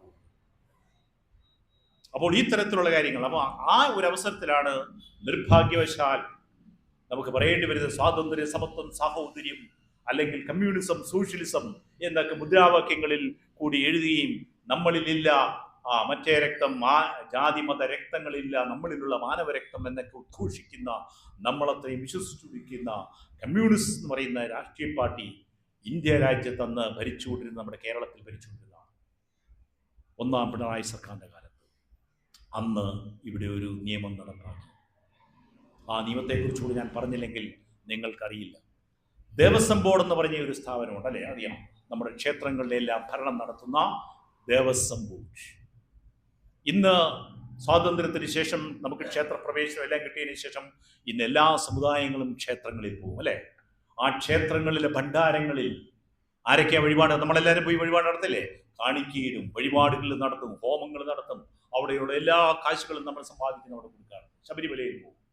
അപ്പോൾ ഈ വരുമാനങ്ങളെല്ലാം എടുത്തുകൊണ്ട് ഇത് നടപ്പാക്കാൻ വേണ്ടിയുള്ള സംവിധാനമാണ് ദേവസ്വം ബോർഡ്. ഈ ദേവസ്വം ബോർഡിലെ ഉദ്യോഗസ്ഥന്മാരുടെ എണ്ണം ഈയിടെയൊക്കെ സോഷ്യൽ മീഡിയയിലെല്ലാം വന്ന് കണക്കെടുത്ത് ആർച്ചീവ് ചെയ്യുകയാണ്. 96.6% ഈ ജാതി ഹിന്ദു വിഭാഗത്തിൽപ്പെട്ടവരാണ്. വ്യക്തമായി പറഞ്ഞാൽ ഇന്ന് നമ്മൾ പറയുന്നതാണ് ബ്രാഹ്മണരും നായർ സമുദായ അംഗങ്ങളും മാത്രമാണ്. ബാക്കിയുള്ള 70% വരുന്ന ഇവിടുത്തെ ഈഴവർ, ദളിതർ, പുലയർ, പറയർ, ആദിവാസികൾക്കെല്ലാം കൂടി 3% ഉദ്യോഗസ്ഥന്മാരെ എവിടെയുള്ളൂ? ഈ പറയുന്ന ദേവസ്വം ബോർഡിലുള്ളൂ. ഇത് സാമൂഹ്യ നീതിയാണോ? സാമൂഹ്യ നീതിയാണോ? നമ്മൾ പറയാം, നമുക്ക് ചുറ്റും ഇന്ന് നമ്മുടെ ഈ ശാസ്ത്രയുഗത്തിൽ നടന്നുകൊണ്ടിരിക്കുന്ന കാര്യമാണ്. സാമൂഹ്യമായ അനീതിയാണ്. അത് ഇവിടെ ഒന്നാം പിണറായി സർക്കാരാണ് നടപ്പാക്കിയ നിയമം. സാക്ഷാൽ പിണറായി വിജയൻ മുഖ്യമന്ത്രിയും ശ്രീ കടകംപള്ളി സുരേന്ദ്രൻ ദേവസ്വം മന്ത്രിയുമായിരുന്ന ഒരു കാലഘട്ടത്തിലാണ് ഈ കരി നിയമം ഇവിടെ നടപ്പാക്കിയത്. ആലോചിച്ചു, ആർക്കെങ്കിലും കൊടുക്കും. അവർക്ക് ഈ 96% ഉള്ളവർക്ക് പറയുകയാണ് വീണ്ടും 10% കൂടെ അധികം സംവരണം കൊടുക്കണമെന്നാണ്. ആലോചിച്ച് നോക്കി. ഇവിടെ 3% ഈ ബഹുഭൂരിപക്ഷം വരുന്ന ജനതയെ മറന്നുകൊണ്ട് 96% പ്രാതിനിധ്യമുള്ള സമുദായങ്ങൾക്ക് വീണ്ടും 10% അധികം സംവരണം. എന്തിന്റെ പേരിലാണ്? ദാരിദ്ര്യം അനുഭവിക്കുന്നവരാണെന്നാണ് പറയുന്നത്. 20%-ലെ 4-5 പേർക്കുടെ ദാരിദ്ര്യം കാണുന്നവർക്ക് ഈ 80% എന്ന് പറഞ്ഞാൽ ഇന്ന് പറയുന്ന നമ്മുടെ ഇന്ത്യയുടെ രാജ്യത്തെ മൊത്തം ജനസംഖ്യ എന്ന് പറയുന്നത് 140 കോടി ജനങ്ങൾ വരും. അതിൽ 80% പറയാണ് 112 കോടി ജനങ്ങളാണ്. ആ 112 കോടി ജനങ്ങളിൽ ദാരിദ്ര്യരേഖയ്ക്ക് താഴെ ഉള്ളവരാണ് കൂടുതലും. അവരുടെ ദാരിദ്ര്യം നമുക്ക് വിഷയമല്ല, മനസ്സിലാക്കിക്കോണം. ഈ നമ്മൾ ആലോചിച്ച് നോക്കിയാൽ മതി. ഈ നമ്മൾ നടക്കുമ്പോൾ എടുക്കുന്നിടത്ത് കടത്തിണ്ണകളിലും എടുക്കുന്ന ഭിക്ഷക്കാരായിട്ട് വരുന്നവര്, ഈ ടാർപ്പാളിൽ കെട്ടിയ വീടുകളിലെല്ലാം നമ്മൾ നോക്കുമ്പോൾ അവിടെ താമസിക്കുന്നവരുടെ സമുദായം ഏതാണെന്ന് നോക്കുമ്പോൾ നമുക്ക് എന്തറിയാൻ കഴിയും? ഈ 80% വരുന്ന OBC SC വിഭാഗമാണ്. അവരുടെ ഒന്നും ദാരിദ്ര്യം കാണുന്നില്ല നമ്മുടെ അധികാരികൾ. പണ്ടത്തെ അധികാരികളെക്കാൾ ഭയങ്കര ഭീകരന്മാരായ. എന്നിട്ട് പറയുന്നു, ബ്രാഹ്മണ സമുദായത്തിൽ ജനിച്ച ഒരാൾക്ക് സർക്കാർ ജോലി കിട്ടാത്തത് കൊണ്ട് അയാളുടെ പാടത്ത് നിന്നുകൊണ്ട് ഒരു കുന്താലി എടുത്ത് തെങ്ങിന് പോച്ച കളയ്ക്കുന്നു. എന്തൊരു കഷ്ടം ആ ദാരിദ്ര്യം! ഇങ്ങനെയാണ് ദാരിദ്ര്യം നിർവഹിച്ചത്. ഇത് സാമൂഹ്യ നീതിയാണോ? ഇവിടെ ഒരു നേരം ആഹാരമില്ലാതെ എല്ലായിടത്തും തൊഴിലിന് വേണ്ടി നടക്കുകയാണ്. ആരും തൊഴിൽ കൊടുക്കുന്നില്ല. അങ്ങനെ പട്ടിണി പാവങ്ങളായിട്ട് കിടക്കുന്ന മനുഷ്യരുടെ ദാരിദ്ര്യം. എന്നിട്ട് അവർക്ക് വീണ്ടും 10% കൂടെ സംവരണം ഏർപ്പെടുത്തി. ഇന്ത്യ രാജ്യത്ത് ആദ്യമായി സോഷ്യലിസം പറയുന്നു, കമ്മ്യൂണിസം പറയുന്നു, സമത്വം, സാഹോദര്യം, സ്വാതന്ത്ര്യം എന്ന് നാഴികയ്ക്ക് 40 വട്ടം പറയുന്ന ആൾക്കാർ ചെയ്തു. ആരെങ്കിലും ഇവിടെ ശബ്ദിച്ചോ? ഇവിടുത്തെ സാമൂഹ്യ അനീതി ഉപയോഗിക്കുന്ന സമുദായങ്ങൾ അതിനെതിരെ ഒരു ചെറുവിരലനയ്ക്കൂ ഇല്ല. ഗുരുവിനെ നമ്മളെപ്പോഴും ഗുരുവിന്റെ കൃതികൾ എടുത്ത് വായിച്ചും നമ്മൾ പ്രാർത്ഥിക്കും, പൂജിക്കും. പക്ഷെ ഗുരു പറഞ്ഞു, സംഘടന കൊണ്ട് ശക്തരാകുവിൻ, വിദ്യ കൊണ്ട് പ്രബുദ്ധരാകുവിൻ എന്ന് പറഞ്ഞ സംഘടനാ ശക്തി നമ്മൾ കാണിച്ചോ? കാണിച്ചില്ല. എന്നിട്ട് നമ്മൾ പറയും നമ്മൾ ഗുരുഭക്തരാണ്, നമ്മൾ ഗുരുവിന്റെ അനുയായികളാണ്. നമ്മൾ പറയുകയാണ് അവിടെ ഈഴവ സമുദായത്തിന് പ്രാതിനിധ്യമില്ല, 91% ഇന്ന സമുദായത്തിനാണ് പ്രാതിനിധ്യം, അതുകൊണ്ട് ഈഴവർക്ക് വേണ്ടി പ്രാതിനിധ്യം പറയുന്നു എന്നാരെങ്കിലും പറഞ്ഞു കഴിഞ്ഞാൽ ഉടനെ നമ്മൾ അയാളെ മുദ്രകുത്തും. ഇവൻ തനി ജാതിവാദിയാണ്. ഇരിക്കടാ, ഇവിടെ ജാതിയില്ല, മതമൊന്നുമില്ല, ഇവിടെ മനുഷ്യനേ ഉള്ളൂ എന്ന് പറയും. പക്ഷേ ഈ സംവരണ നിയമം വരുമ്പം മിണ്ടില്ല. എത്ര കഠിനമായ അനീതി അവസ്ഥയാണ്. ഇതിന്റെ ചുവട് പിടിച്ചുകൊണ്ടാണ് എന്ത് ചെയ്തു? 2019 ജാനുവരി 9 നമ്മുടെ പാർലമെന്റ് നിയമനിർമ്മാണ സഭ എന്ത് ചെയ്തു? ഒരു സംവരണം കൊണ്ടുവന്നു. OBC-കളുടെ സംവരണം പോരാ, ഈ 20% വരുന്ന ജനവിഭാഗങ്ങൾക്ക്, അവർക്ക് ദാരിദ്ര്യം അനുഭവിക്കുന്നവരാണ്. അപ്പം നമ്മളെല്ലാം പറയൂ, പാവപ്പെട്ടവർക്ക് വേണ്ടി സംവരണം വേണ്ടേ? അത് വേണം. പാവം ഒരു ദാരിദ്ര്യം അനുഭവിക്കുന്നവരെ ദാരിദ്ര്യ സംവരണം, അതിൻ്റെ പേരാണ് സാമ്പത്തിക സംവരണം എന്ന് പേര് കൊടുത്തു. സമ്പത്ത് കുറഞ്ഞവരിനുള്ള സംവരണം, സാമ്പത്തിക സംവരണം. അപ്പം നമ്മൾ എല്ലാം പറയും ശരിയാ, അയ്യോ കഷ്ടപ്പെടുന്നവർക്കും കൂടെ സംവരണം കൊടുക്കുക, അവർക്കും കൂടെ സർക്കാർ ജോലി വേണ്ടേ നമ്മൾ പറയും. പക്ഷേ അതിൻ്റെ പേര് മാത്രമേ ഉള്ളൂ ഇത് ഈ സാമ്പത്തികം. അത് നമ്മളെ പറ്റിക്കുകയാണ്. വീണ്ടും അജ്ഞത, അറിവില്ലായ്മയെ ചൂഷണം ചെയ്യുക. നമ്മളത് കേട്ട് വിശ്വസിച്ചു. കാരണം ഈ ചാനലും മാധ്യമങ്ങളും എല്ലാം പറയുന്ന വാക്ക് ആ വാക്കേ ഉപയോഗിക്കുന്നത് സാമ്പത്തിക സംവരണമാണ്, അല്ലെങ്കിൽ ദരിദ്രർക്ക് വേണ്ടിയുള്ള സംവരണമാണ്, ദാരിദ്ര്യം അനുഭവിക്കുന്നതിൻ്റെ സംവരണമാണ്. അതല്ലേ വേണ്ടത്? എല്ലാ മനുഷ്യരും തുല്യമായി കാണും. ഗുരു അതല്ലേ പറഞ്ഞത്? ഗുരു വിവേചനം പറഞ്ഞില്ലല്ലോ. എന്നിട്ട് അങ്ങനെ ഒരു വാക്ക് ഉപയോഗിക്കുന്നു. യഥാർത്ഥത്തിൽ എൻ്റെ ശരിയായ വാക്ക് എന്താണ്? EWS എന്നാണ് ഇംഗ്ലീഷ്, എക്കണോമിക്കലി വീക്കർ സെക്ഷൻ. അപ്പം പേര് കേൾക്കുമ്പോൾ വളരെ മനോഹരം. സാമ്പത്തികമായി ദുർബലരായ വിഭാഗങ്ങൾ. പക്ഷേ നമ്മളിവിടെ ഒരു EWS എന്നും പറഞ്ഞ ബോർഡ് വെക്കുക. ശരി, EWS സംവരണത്തിന് അർഹതയുണ്ട്, നമ്മുടെ പിള്ളേരെല്ലാം വരുക ആ വിദ്യാഭ്യാസത്തിനും സർക്കാർ ജോലിക്ക് വേണ്ടത്. അപ്പം ഇങ്ങോട്ട് വരുമ്പം ഇവിടെ ബോർഡിരിക്കുന്ന അധികാരികൾ ആദ്യമേ നിങ്ങളോട് ചോദിക്കുന്നത് എന്താണ്? നിന്റെ ദാരിദ്ര്യം എത്രയാണെന്നുള്ള. നീ BPL റേഷൻ കാർഡുകാരാണെന്നും പറഞ്ഞുകൊണ്ട് ഈഴവ സമുദായത്തിൽ പിറന്നോ ദളിത് സമുദായത്തിൽ ആദിവാസി ഒരാൾ പറയാ, ഞാൻ BPL സമുദായമാണ്, എനിക്ക് ഭൂമിയില്ല, എനിക്കൊരു കൂര പോലുമില്ല, അതാണ് ഇങ്ങനെ ഒരു സർക്കാർ ജോലിയുണ്ട്, EWS സംവരണമല്ലേ, പാവപ്പെട്ടവരുടെ സംവരണമല്ലേ, എനിക്ക് കിട്ടുമോ പറഞ്ഞ് വന്നു കഴിഞ്ഞാൽ കിട്ടുമോ? അകത്തോട്ട് കയറ്റില്ല. ആദ്യമേ ചോദിക്കും നിന്റെ സമുദായം ഏതാണ്, നിന്റെ ജാതി ഏതാണെന്ന് ചോദിക്കും. പിടികിട്ടിയോ? നീ ഈഴവജാതിയിൽ പിറന്നാണ്, നീ പുലയനാണ്, പറയനാണ്, നീ ആദിവാസിയാണ്, നിന്റെ ജാതിക്ക് ഈ സംവരണത്തിന് അർഹതയില്ല. ഈ സംവരണം ആർക്കാണ്? ഇത് കിട്ടാത്തവരെന്ന് പറഞ്ഞാൽ ആരാണ്? ഈ 20% വരുന്ന ആ ജാതി ഹിന്ദുക്കൾക്കുള്ള സംവരണമാണ്. ഇവിടുത്തെ അധികാരവും പദവിയും സമ്പത്തും എല്ലാം അധികാരവും ഇന്നും 90% അനുഭവിച്ചറിയുന്ന സമുദായങ്ങളിലെ പാവപ്പെട്ടവർക്ക് വേണ്ടിയെന്നുള്ളതാണ്. ആലോചിച്ചു നോക്കുക. പക്ഷേ അവർക്ക് ഈ സാമ്പത്തിക ദാരിദ്ര്യത്തിന് നിർവചനവും സർക്കാർ അങ്ങ് മാറ്റി. സാധാരണ നമ്മൾ ദാരിദ്ര്യം എന്ന് പറയുമ്പോൾ എന്താണ് നമുക്കറിയാം? നമ്മൾ റേഷൻ കാർഡിന് പല കളറുണ്ടല്ലേ? BPL റേഷൻ കാർഡിന്റെ കളർ എന്താ? ചുവപ്പോ? ദാരിദ്ര്യത്തിലേക്ക് താഴെയുള്ളവർക്ക് അല്ലേ? അതിനേക്കാൾ കുറച്ചും കൂടെ ഉള്ളവർക്ക് മഞ്ഞ, പിന്നെ വെള്ള, അങ്ങനെയാണ്. അതാണ് BPL. കേട്ടുണ്ടോ? ബിലോ പോവർട്ടി ലൈൻ, ദാരിദ്ര്യ രേഖ. നമ്മുടെ മനുഷ്യർക്ക് ഇന്ന് ദാരിദ്ര്യം അനുഭവിക്കുന്നവരുടെ ഒരു മാനദണ്ഡമുണ്ട്. അതിന് താഴെ വരുമാനമുള്ളവരെല്ലാമാണ് ദാരിദ്ര്യ രേഖയുള്ളത്. അപ്പൊ ഇന്ത്യയിലെ ദാരിദ്ര്യ രേഖയ്ക്ക് താഴെ കഴിയുന്നതിൽ 80% ജനങ്ങളുടെയും, 80 അല്ല 90% ജനങ്ങളുടെയും സമുദായം ഏതാണ്? ഈ OBC SC ST. എന്നിട്ട് ഈ പറയുന്ന സാമ്പത്തിക സംവരണം, EWS സംവരണത്തിന് ഇവർ അർഹതയുണ്ടോ? ഇല്ല. അവർ പറയുകയാണ്, ഞങ്ങൾക്ക് ഇത്രയേ ഉള്ളൂ വരുമാനം, ഞങ്ങൾക്ക് 1 രൂപ വരുമാനമില്ല, ഞങ്ങൾക്ക് ഈ പാവപ്പെട്ടവരുടെ സംവരണം കിട്ടണേ എന്ന് പറയും. നീ പുറത്തു പോകൂ. പകരം ദാണ്ട പറയുന്നു 8 ലക്ഷം രൂപ വാർഷിക വരുമാനമുള്ള ഒരാൾ എന്ന് പറഞ്ഞാൽ മാസം 66,000 രൂപ മാസം വരുമാനം കിട്ടുന്ന, 1200 സ്ക്വയർ ഫീറ്റ് വീടുള്ള, നല്ല കോൺക്രീറ്റ് വീടുള്ള, 5.5 ഏക്കർ ഭൂമിയുള്ള, തിരുവനന്തപുരം കോർപ്പറേഷനിലൊക്കെ 50 സെന്റ് ഭൂമിയുള്ള ഒരു ബ്രാഹ്മണൻ വരികയാണ്, അല്ലെങ്കിൽ നായർ സമുദായം വരികയാണ്, ഒരു സവർണ ക്രിസ്ത്യാനി വരികയാണ്, സുറിയാനി ക്രിസ്ത്യാനി. വിളിച്ചു കയറ്റും, നീ അർഹനാണ്. ഏതൊരു സംവരണത്തിന്? ഈ പാവപ്പെട്ടവരുടെ EWS സംവരണത്തിന് അർഹതയാണ്. നിനക്ക് ഈ ജോലി തരും സർക്കാർ. സുഹൃത്തുക്കളെ, ഗുരുദേവന്റെ വിശ്വാസികളെ, അനുയായികളെ, നിങ്ങൾ ഒരു നിമിഷം ആലോചിച്ച് നോക്കുക. നിങ്ങൾ ഇതിനെക്കുറിച്ച് നിങ്ങൾക്ക് അറിവുണ്ടായിരുന്നു? നിങ്ങളിത് സാമൂഹ്യ നീതിയാണോ സാമൂഹ്യ അനീതിയാണോ? ഒരു നിമിഷം ആലോചിച്ചിട്ട് പറയുക. എന്ത് പറയുന്നു? സാമൂഹ്യ നീതിയാണോ? സാമൂഹ്യ അനീതിയാണ്, കടുത്ത സാമൂഹ്യ അനീതി. ഈ ഒരു നിയമമാണ് എന്ന് പാസാക്കിയത് 2019 ജാനുവരി 9. നമ്മൾ ആരെങ്കിലും അറിഞ്ഞോ? അറിഞ്ഞില്ല. എന്നിട്ട് ഇത് പാസ്സാക്കാനെടുത്ത ദിവസവും, പാസ്സാക്കിയ പറയുന്ന പ്രോസസ്സ് പറഞ്ഞാൽ ലോക്സഭയിൽ പാസ്സാക്കണം, രാജ്യസഭയിൽ പാസ്സാക്കണം, നിയമസഭകളുടെ എല്ലാം കൊടുക്കണം.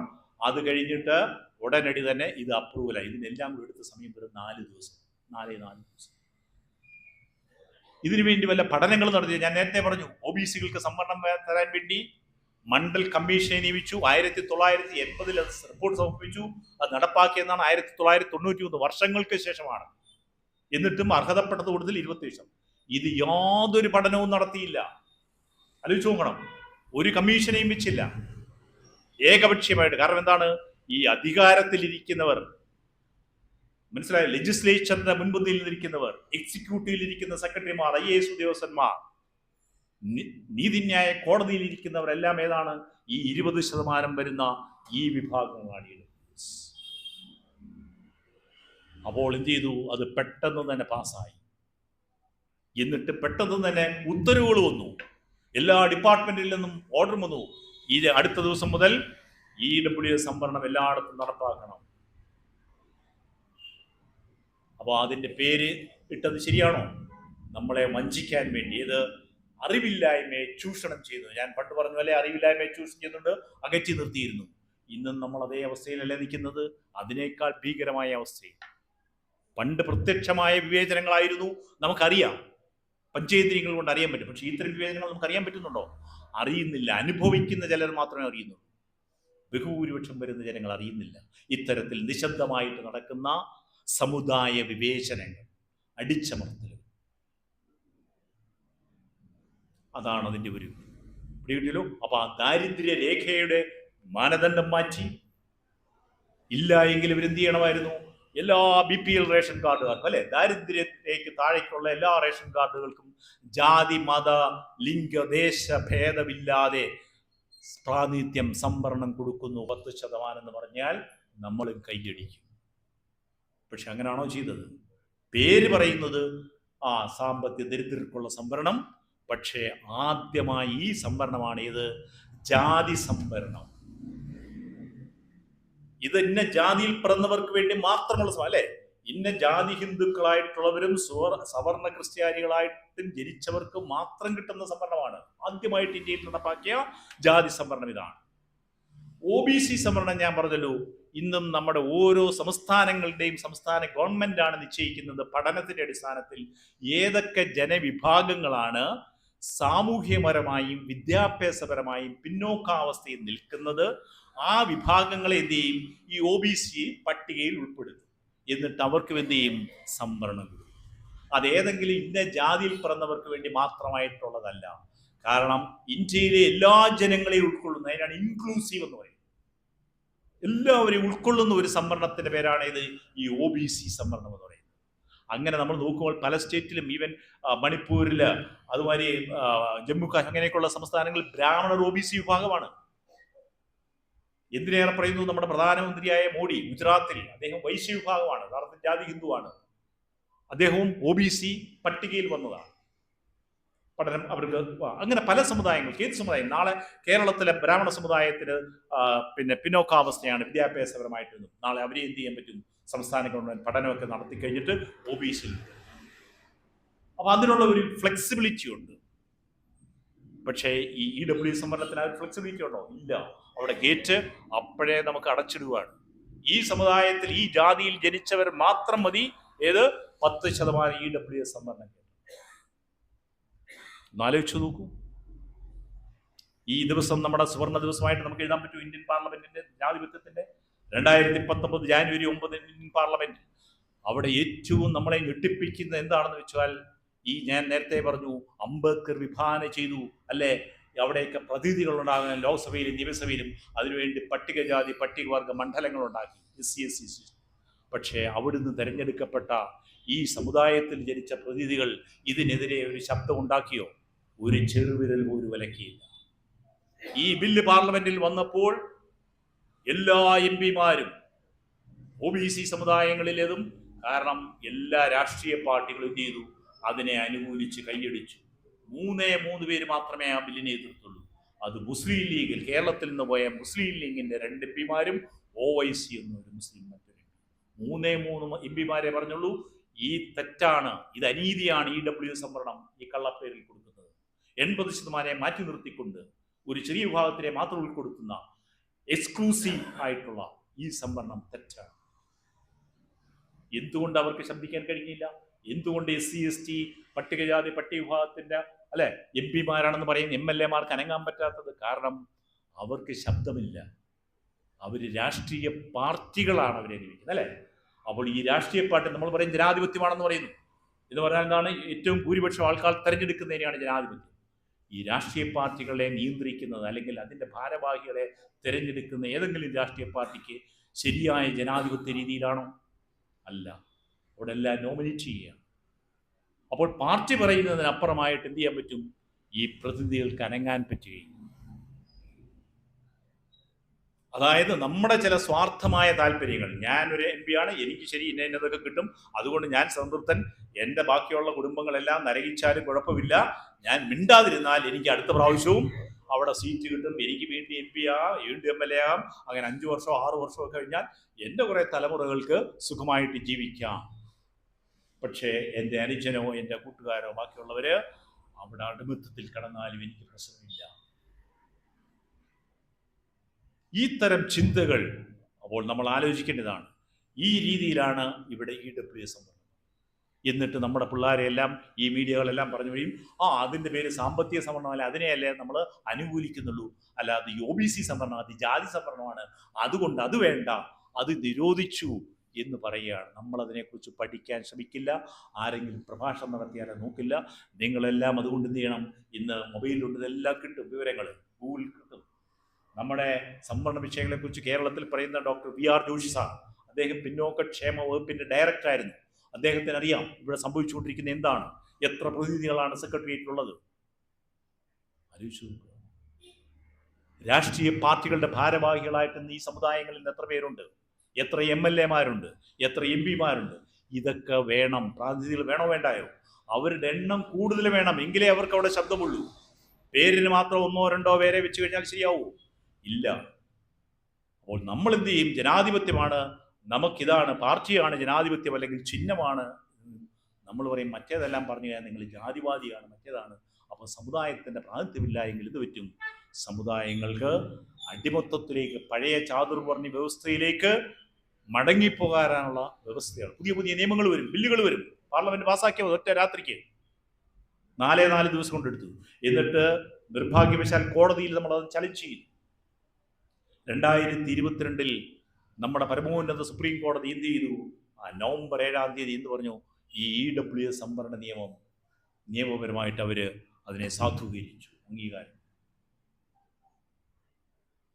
മണ്ഡൽ കമ്മീഷനെതിരെ വന്നപ്പോൾ ഒരു സംവരണ നിയമം ഉണ്ടായിരുന്നു. അന്ന് അവിടുത്തെ സുപ്രീം കോടതി ബെഞ്ച് 9 അംഗ ബെഞ്ച് പറഞ്ഞു, ഈ അന്നും 10% സാമ്പത്തിക സംവരണമാണ് പറഞ്ഞു. അപ്പം പറഞ്ഞു, നമ്മുടെ ഭരണഘടനയിൽ ഈ സാമ്പത്തിക സംവരണം ഒന്നുമില്ല, ഇത് മനുഷ്യരിലുള്ള സാമുദായികമായ, സാമൂഹികവും വിദ്യാഭ്യാസപരമായ പിന്നോക്കാവസ്ഥ മാറ്റുന്നതിന് വേണ്ടിയാണ് ഈ പ്രാതിനിധ്യം. അവർക്ക് പ്രാതിനിധ്യമില്ലാത്തവർ പ്രാതിനിധ്യം കൊടുക്കുന്നതിന് വേണ്ടിയാണ്, അല്ലാതെ ദാരിദ്ര്യം മാറ്റുന്നതിന് വേണ്ടിയല്ല. ദാരിദ്ര്യം മാറ്റുന്നതിന് വേണ്ടി എന്താണ് വേണ്ടത്? ദാരിദ്ര്യ നിർമ്മാർജ്ജന പദ്ധതികളാണ് കൊടുക്കേണ്ടത്. ദാരിദ്ര്യം അനുഭവിക്കുന്നവർക്ക് അല്ലേ, കൂടുതൽ തൊഴിലവസരങ്ങൾ കൊടുക്കുക, കൂടുതൽ അവർക്ക് സാമ്പത്തിക സഹായം നൽകുക, റേഷൻ കൊടുക്കുക, അങ്ങനെയാണ് അവർ. അല്ലാതെ അവർക്ക് സർക്കാർ സർവീസിൽ പ്രാതിനിധ്യമുള്ളവർക്ക് കൊടുക്കുകയല്ല വേണ്ടത്. അതുകൊണ്ട് അന്ന് 10% സാമ്പത്തിക സംവരണം സുപ്രീം കോടതി എടുത്ത് ചവറ്റുകൊട്ടേക്ക് കളഞ്ഞു. പക്ഷേ ഇപ്പോൾ വന്നപ്പോൾ എന്ത് ചെയ്തു? ഈ 5 അംഗ മന്ത്രിയിൽ 3 അംഗങ്ങൾ സാമ്പത്തിക സംവരണത്തിന് അനുകൂലിച്ചും 2 സുപ്രീം കോടതി ചീഫ് ജസ്റ്റിസും അനുകൂലിച്ചു. ഇത് തെറ്റാണ്, ഇത് അനീതിയാണ്. നിങ്ങൾ ഈ ദാരിദ്ര്യർക്കുള്ള സംവരണമാണെങ്കിൽ അതിനകത്തുനിന്ന് ബഹുഭൂരിപക്ഷം വരുന്ന 80% വരുന്ന OBC SC ST ജനങ്ങളെ ഒഴിവാക്കുന്നത് തികച്ചും തെറ്റാണ്, അനീതിയാണ് എന്നവര് കുറിപ്പെഴുതി. പക്ഷെ എന്ത് ചെയ്യാൻ? ഭൂരിപക്ഷം 3 പേരും മറ്റേതായതുകൊണ്ട് അത് പാസ്സായി, നിയമപരമായിട്ടത് അംഗീകരിച്ചു. ഇതാണ് ഇന്നത്തെ അവസ്ഥ. അപ്പോൾ എന്ത് ചെയ്യുന്നു? നമ്മളിപ്പോൾ ഈ പത്രങ്ങളിലൊക്കെ എടുത്ത് നോക്കണം. നീറ്റ് എക്സാം എഴുതുന്നു, MBBSൻ്റെ പരീക്ഷകൾ അല്ലേ എഴുതുന്നു. അറിയാം പിള്ളേരൊക്കെ എന്തുമാത്രം കഷ്ടപ്പെട്ടാണ് പഠിക്കുന്നത്.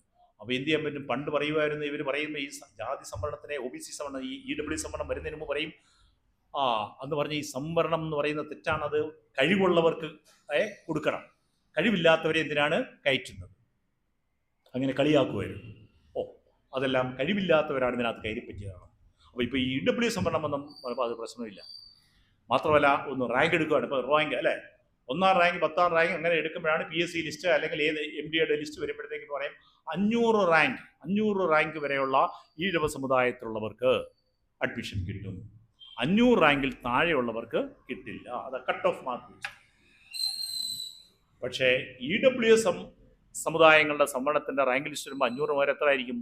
4000 റാങ്കിൽ കിട്ടുന്ന ആൾക്കും EWS സംവരണം കിട്ടും. കിട്ടിയോ? അവരെക്കാൾ എത്രയോ താഴ്ന്ന റാങ്കാണ്. പത്രങ്ങളിലൊക്കെ ഇപ്പോൾ ഒന്ന് ഓടിച്ചാൽ മതി ഈ റാങ്കുകളുടെ എല്ലാം. അപ്പോൾ ഞാൻ കൂടുതൽ, എനിക്കൊന്ന് സമയമായി കഴിഞ്ഞ് നിർത്തുന്നു. അപ്പോൾ ഇത്തരത്തിൽ ഞാനൊരു ചെറിയൊരു നിങ്ങളിലേക്കൊരു വെളിച്ചം വീശിയതുള്ളൂ. ഇത്തരം കാര്യങ്ങൾ കൂടി നിങ്ങൾ എന്ത് ചെയ്യണം? ചിന്തിക്കണം, പത്രങ്ങൾ വായിക്കണം, വാർത്തകൾ കേൾക്കണം, അതിനെ വിശകലനം ചെയ്യണം. നമുക്കെല്ലാവർക്കും തന്നിരിക്കുന്ന ബുദ്ധി ഒരുപോലെ, ഗുരുദേവൻ പറഞ്ഞു ഒരേ ജാതി അല്ലേ, സമയം ഒരുപോലെയാണ്, ബുദ്ധി ഒരുപോലെയാണ്, അവകാശം നമുക്കൊരുപോലെയാണ്. അപ്പോൾ ഈ അവകാശങ്ങൾ ഉൾക്കൊണ്ടുകൊണ്ട് എന്ത് ചെയ്യണം, നമ്മളിത് മനസ്സിലാക്കുകയും നമ്മൾ വിദ്യ എന്ന് പറഞ്ഞാൽ എല്ലാവിധത്തിലുള്ള അറിവുകളും നേടിക്കൊണ്ട് നമ്മൾ പീഡനം അനുഭവിക്കുന്നെങ്കിൽ അതിനെതിരെ സംഘടിച്ച് ശക്തരായിക്കൊണ്ട് എന്ത് ചെയ്യണം, നമ്മൾ പ്രബുദ്ധരാകുക. നമ്മുടെ ലക്ഷ്യം മറ്റുള്ളവരെ ചവിട്ടിത്താഴ്ത്തുകയല്ല. നമ്മുടെ ലക്ഷ്യം എന്താണ്? ഗുരുദേവ ലക്ഷ്യമാണ് എല്ലാവരെയും സോദരഭാവത്തോടെ കാണുക. നമ്മുടെ വീട്ടിൽ ഒരു സഹോദരന് കൂടുതൽ സമ്പത്തുണ്ടെങ്കിൽ കുറഞ്ഞവനെ കൂടെ കുറച്ച് സഹായിക്കും എന്നുള്ളതാണ്, അല്ല അവനെ ഇല്ലാതാക്കാനല്ല ശ്രമിക്കുന്നത്. അപ്പോൾ ആ സോദരഭാവത്തോടെ നമുക്ക് കഴിയാം. അതുകൊണ്ട് ഒരിക്കൽ കൂടി ഞാൻ ഈ അവസരങ്ങൾ തന്നു. എനിക്ക് അറിഞ്ഞുകൂടാ നിങ്ങൾക്ക് അത് ബോറടിച്ചോ എന്താണെന്നുള്ളത്. കുറച്ച് വിഷയങ്ങൾ ഇതിലെ പറഞ്ഞു. ഇത് ഗുരുവിൻ്റെ വിഷയം തന്നെയാണ്. കാരണം ഗുരു ആത്മീയതയ്ക്കും ഭൗതികതയ്ക്കും ഒരുപോലെ പ്രാധാന്യം നൽകിയതാണ്. ആത്മീയത മാത്രം പോരാ, ഭൗതികമായ വളർച്ച വേണം. അതുകൊണ്ടാണ് SNDP യോഗം കുറിച്ചത്. അതുകൊണ്ട് ഒരിക്കൽ കൂടി ഗുരുവിൻ്റെ മഹത്തായ വാക്യം, സനാതനമായ ധർമ്മത്തിനെ ഉച്ചരിച്ചുകൊണ്ട് ഞാൻ എൻ്റെ വാക്കുകൾ അവസാനിപ്പിക്കുകയാണ്. ജാതിഭേദം മതദ്വേഷം ഏതുമില്ലാതെ സർവരും സോദരത്വേന വാഴുന്ന മാതൃകാസ്ഥാനമാണിത്. നമ്മളെല്ലാവരും അതിനുവേണ്ടി അനുദിനം പ്രയത്നിക്കുക. ഓം ശ്രീനാരായണ പരമഗുരുവേ നമഃ.